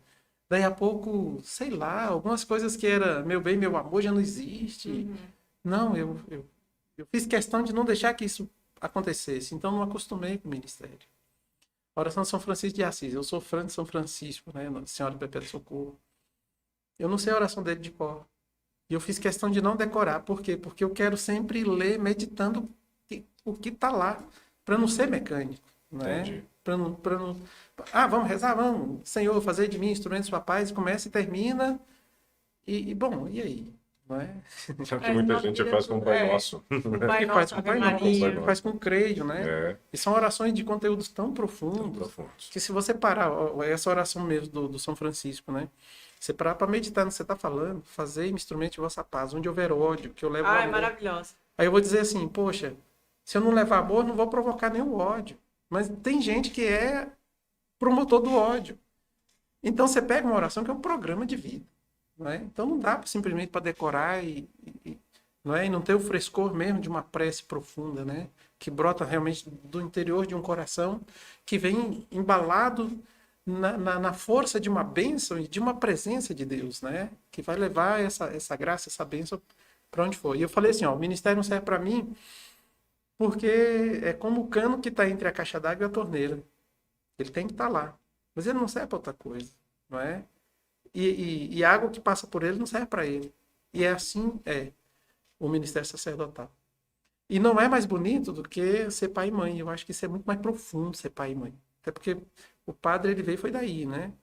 Mas tem as suas belezas. E a mãe e o pai, vivendo o seu ministério, né? A sua função de pai e mãe, é que faz com que o padre também possa viver o dele. Até porque, eu falei para vocês aqui anteriormente, tudo que eu aprendi de fé e de religião, eu não aprendi no seminário. Eu aprendi no colo da minha avó, da minha mãe, no seio da minha família. E depois, quando eu fui para a catequese aqui da Paróquia Santana. E o mais impressionante, quando chegava lá e eles falavam alguma coisa, eu falava, por que eu já sei disso? Por que é novidade? Já era tão automático. É automático. Às vezes você conseguia ver por um outro viés, por um outro olhar, né? que a própria ferramenta científica te dá. Mas quero novidade? Não. Então, padre Daniel de Paula, você se sente uma pessoa completa, realizada. Realizado. Realizadíssimo. Peraí. Sabe assim, o que eu disse, né? Aquilo, entre o ser, o ter e o fazer, eu preferi ser. Não é? Porque se fosse para fazer, acho que faria algumas coisas boas por aí. Não é? E isso, consequentemente, traria bens materiais, né? Mas eu acho que a realização não está aí. Você fez aquela pergunta, é muito importante. Quando eu fui para o seminário, todo mundo rezava para ter mais padre, mas rezava para o filho dos outros. Não é? Não reza para o próprio filho. E eu penso assim, o ser padre não é ter nem fazer, mas é ser. Tempos atrás se dizia que a profissão, né, se o sacerdócio fosse uma profissão, que o pessoal estava mais realizado era de padre. Eu falo, gente, onde o povo é mais feliz é com padre. Né? Agora sim, a gente vai descobrindo certas coisas, né? Foi feita uma pesquisa em 2004, 2005 sobre isso e fez um levantamento bastante sério. Um padre chamado Daniel Vale, até falecido recentemente, ele é um psicólogo também, e ele fez uma consulta no meio do clero brasileiro e se descobriu muita coisa. Até se editar um livro, né? Muito bacana. Quem quiser conhecer mais a vida dos padres pode ir nesse livro. Ele é bastante técnico, mas ele traz gráficos de pesquisas bastante interessantes, né? Que vai te dando. Um padre pode deixar de ser padre a qualquer momento, se ele Qualquer quiser. momento. Que ele Aí quiser... ele tem que ir lá e falar para o bispo e pronto. Sim, ele faz uma carta, um pedido, a gente chama de renúncia, né? Do ofício ministério. Do ofício do ministério sacerdotal, e a partir daí ele continua padre, ele vai morrer padre, mas sem o ofício. E se ele quiser voltar, depois, uma vez que ele fez a renúncia, ele pode voltar? Pode. Pode. Aí depende do modo como aconteceu a saída dele, os fatores que levou a isso. Porque às vezes ele pede a renúncia por não ter vocação. Eu conheço padre que foi expulso do ministério, conheço padre que... Padre, agora até veio uma questão aqui na minha mente, que você acha que nós, pelo... né, sociedade, nos noticiários, acompanhamos diversas vezes e não é incomum nós vemos aí nomes de padres e até padres famosos e tal, envolvidos em situações de investigação e tal. Você acha que, de uma forma geral, isso prejudicou ou prejudica a imagem do sacerdote, do padre? Ou você acha que não interferiu na forma que as pessoas enxergam o padre? Essa é uma excelente pergunta, porque... Fala assim, padre fulano está sendo investigado, mas o padre que eu conheço, não. Sabe, padre polícia, o que acontece? Fala assim, o cara aqui, esse padre aqui, ele roubou. Todo padre rouba. O policial lá fez algo errado. A polícia é assim mesmo. E não. Sabe, esses casos que vão acontecendo, que vão virando notícia, tá levando a comunidade a separar isso daquilo. E ver também que o padre é humano, que o padre também falha, que o padre também... Tem suas carências. Por exemplo, agora, aconteceu muito por aí. O padre cai em golpes às vezes, a gente fala contra o vigário, né?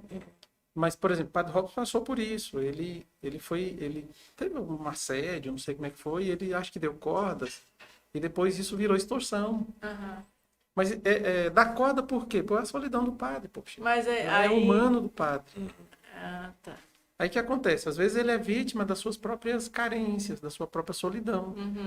É uma coisa que nós... Aí nessa hora ele está desobedecendo a promessa da castidade, ou não?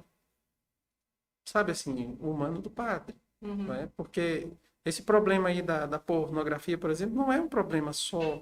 É um problema que está na sociedade de hoje.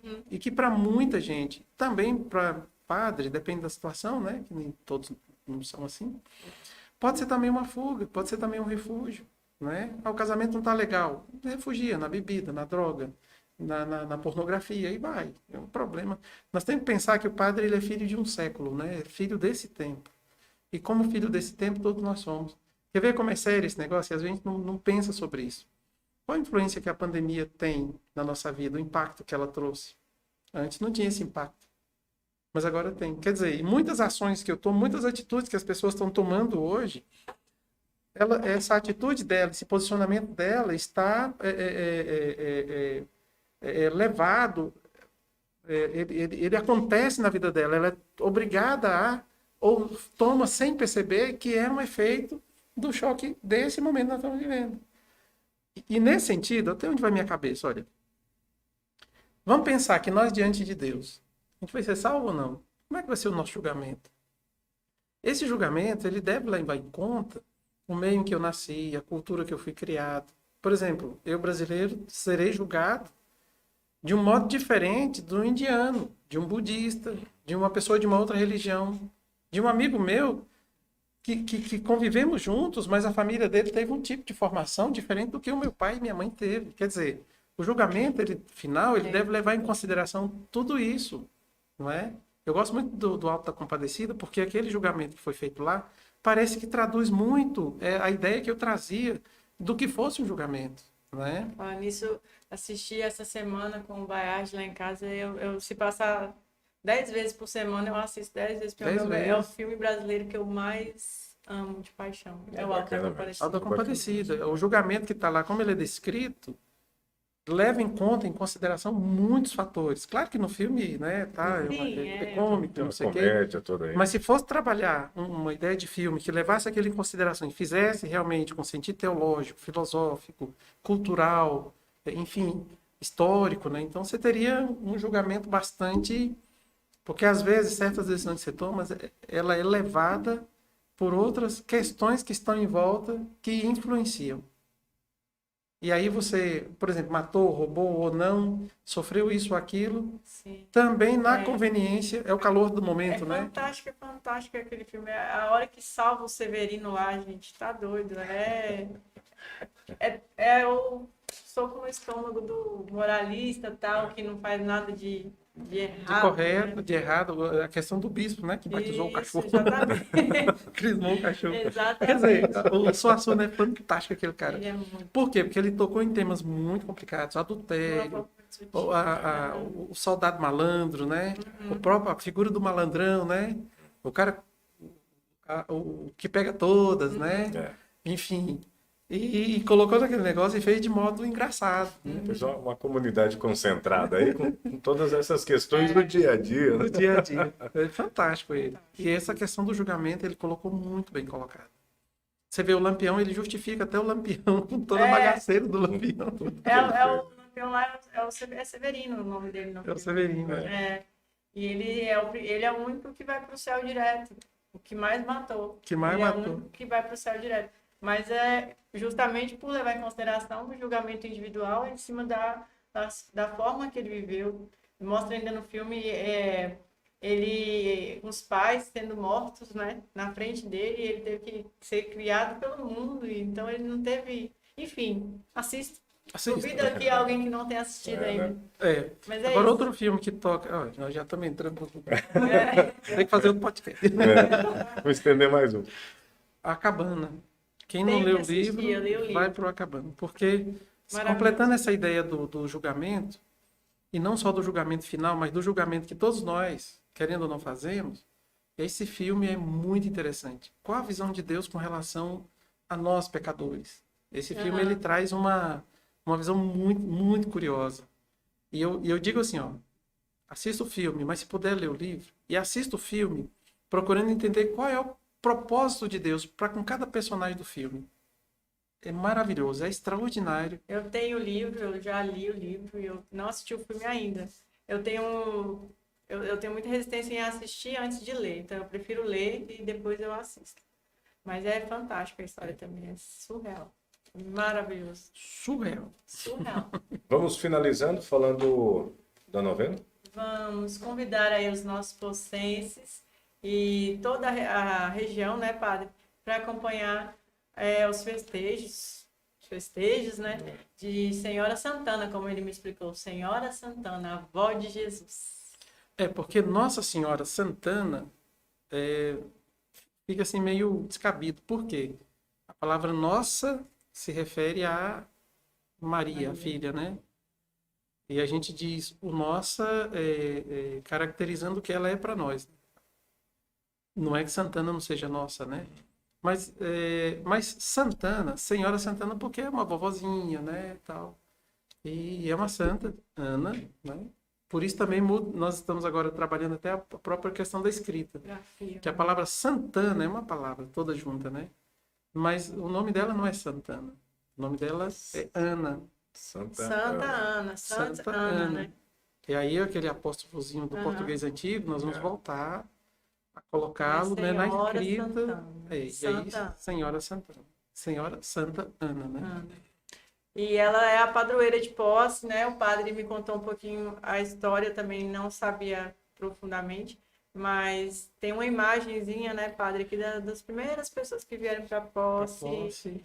E essa imagem veio junto e apareceu por isso, ela se tornou a padroeira da cidade. Padroeira. Inclusive, a Igreja do Divino, lá embaixo, era a Matriz Santana.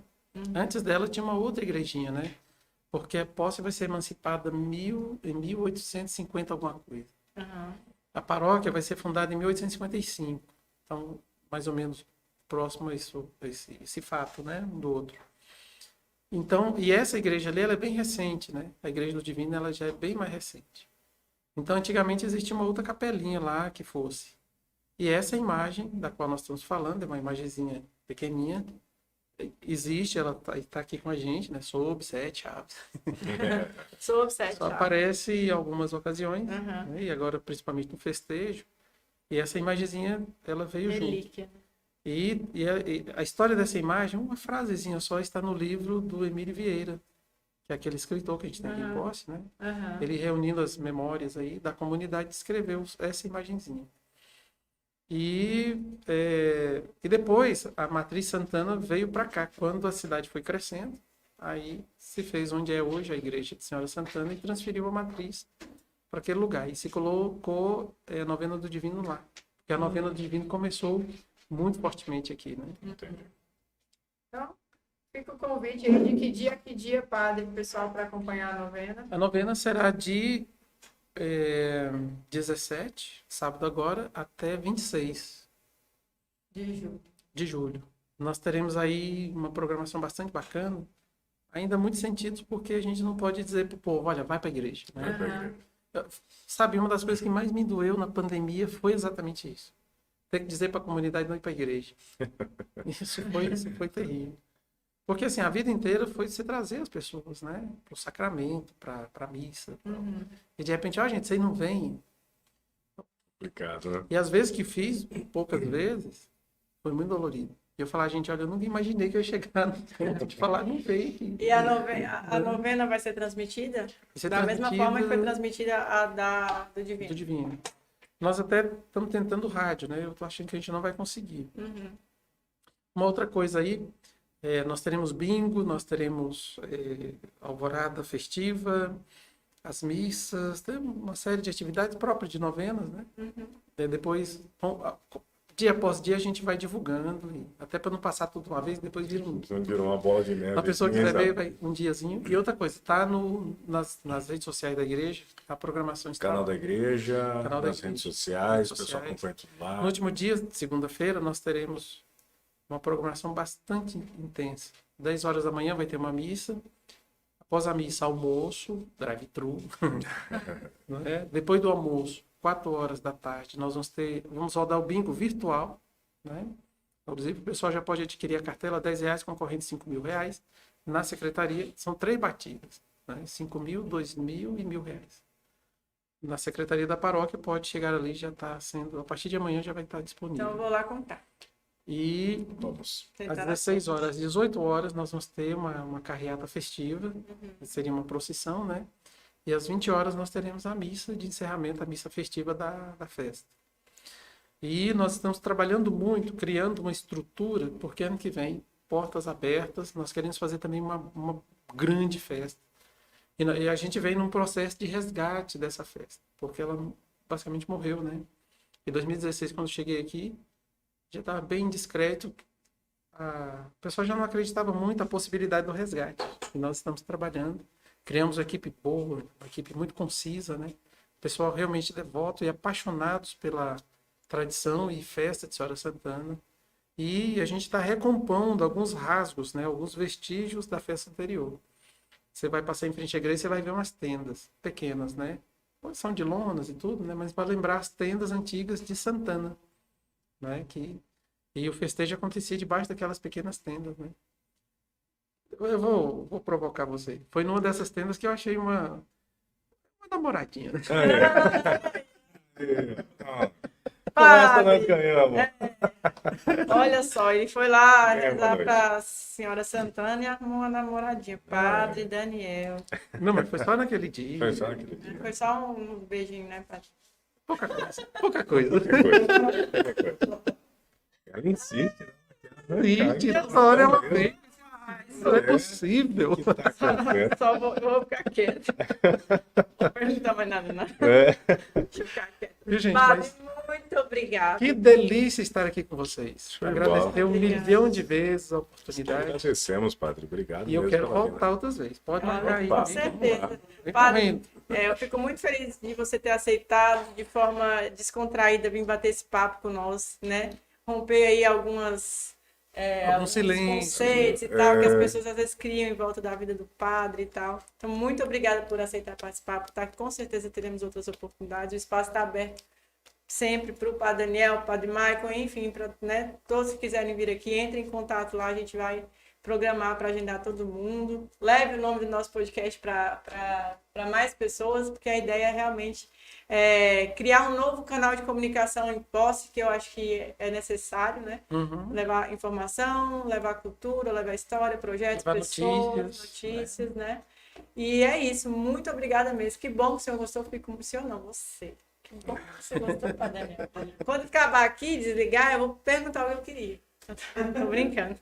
E muito obrigada mesmo. Deus escreve, como dizem, escreve certo por linhas tortas, né? Então, tá na sua missão. Que você seja muito feliz, continue realizado, né? E trabalhando aí em prol dos vários filhos e irmãos e Esse trabalho em conduz volta aí. da religião, da fé e da cultura. das confissões Das difíceis. confissões difíceis.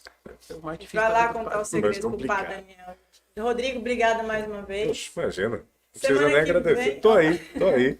Semana que vem, já adiantando, nosso papo é na quinta-feira, 19h30, neste mesmo canal, com essas pessoas duas aqui. Talvez o Rodrigo não esteja, né? Mas Estamos vendo. Exatamente. eu, se fosse ele, não faltaria. Eu não quero faltar. Não sei como vou me comportar quinta-feira que vem, se eu estiver um aqui. papo entre mulheres, vamos botar Ei, padre, mulher na mesa. Vai ser 3. São 3 Certo. mulheres, são 2 entrevistadas, Duas mais ela que faz entrevistadas. umas perguntas cabulosas e eu aqui no meio, padre. Como é que eu vou ficar? Fazendo perguntas. Fazendo Só perguntas, isso. representando os homens. Com certeza. Mas que você vai aí. apanhar, vai. Talvez eu tenha que passar uns 2 dias fora de casa, padre. Aí a gente conversa, né? Tá muito bacana a programação para a semana que vem. Em breve a gente já vai anunciar aqui para vocês. E é isso. Compartilhe esse vídeo do Padre Daniel, curte, deixa seu gostei, se inscreva no canal, acompanhe nossas redes sociais, compartilhe esse vídeo, assista. E é isso. Leva aí o Nordeste Goiano pode muito mais para frente, que a gente agradece. Um beijo. Show de bola. Boa noite e Boa um tchau noite. do Padre aí. Deixa a sua bênção aqui Deixa eu para dar uma nós. benção aí para vocês. Amém. O Senhor esteja convosco, Ele está no meio de nós. Essa bênção eu quero estender a todos os que estão nos assistindo, a todos os afiliados dessa empresa, desse empreendimento lindo, maravilhoso. Parabéns. As pessoas que vierem aqui, vocês que estão sempre trabalhando, esse ambiente, esses equipamentos, né, que eles não falhem, né, que leve a notícia, que leve o entretenimento, que leve a informação, e que essa notícia que sair daqui possa chegar no coração das pessoas e edificar. A bênção de Deus Todo-Poderoso, Ele que é Pai, Filho e Espírito Santo. Amém. Amém. Louvado seja nosso Senhor Jesus Cristo, para sempre seja louvado. Amém. Obrigada. Isso Assim aí. a gente fechou, né? Amém. Assim. Gente,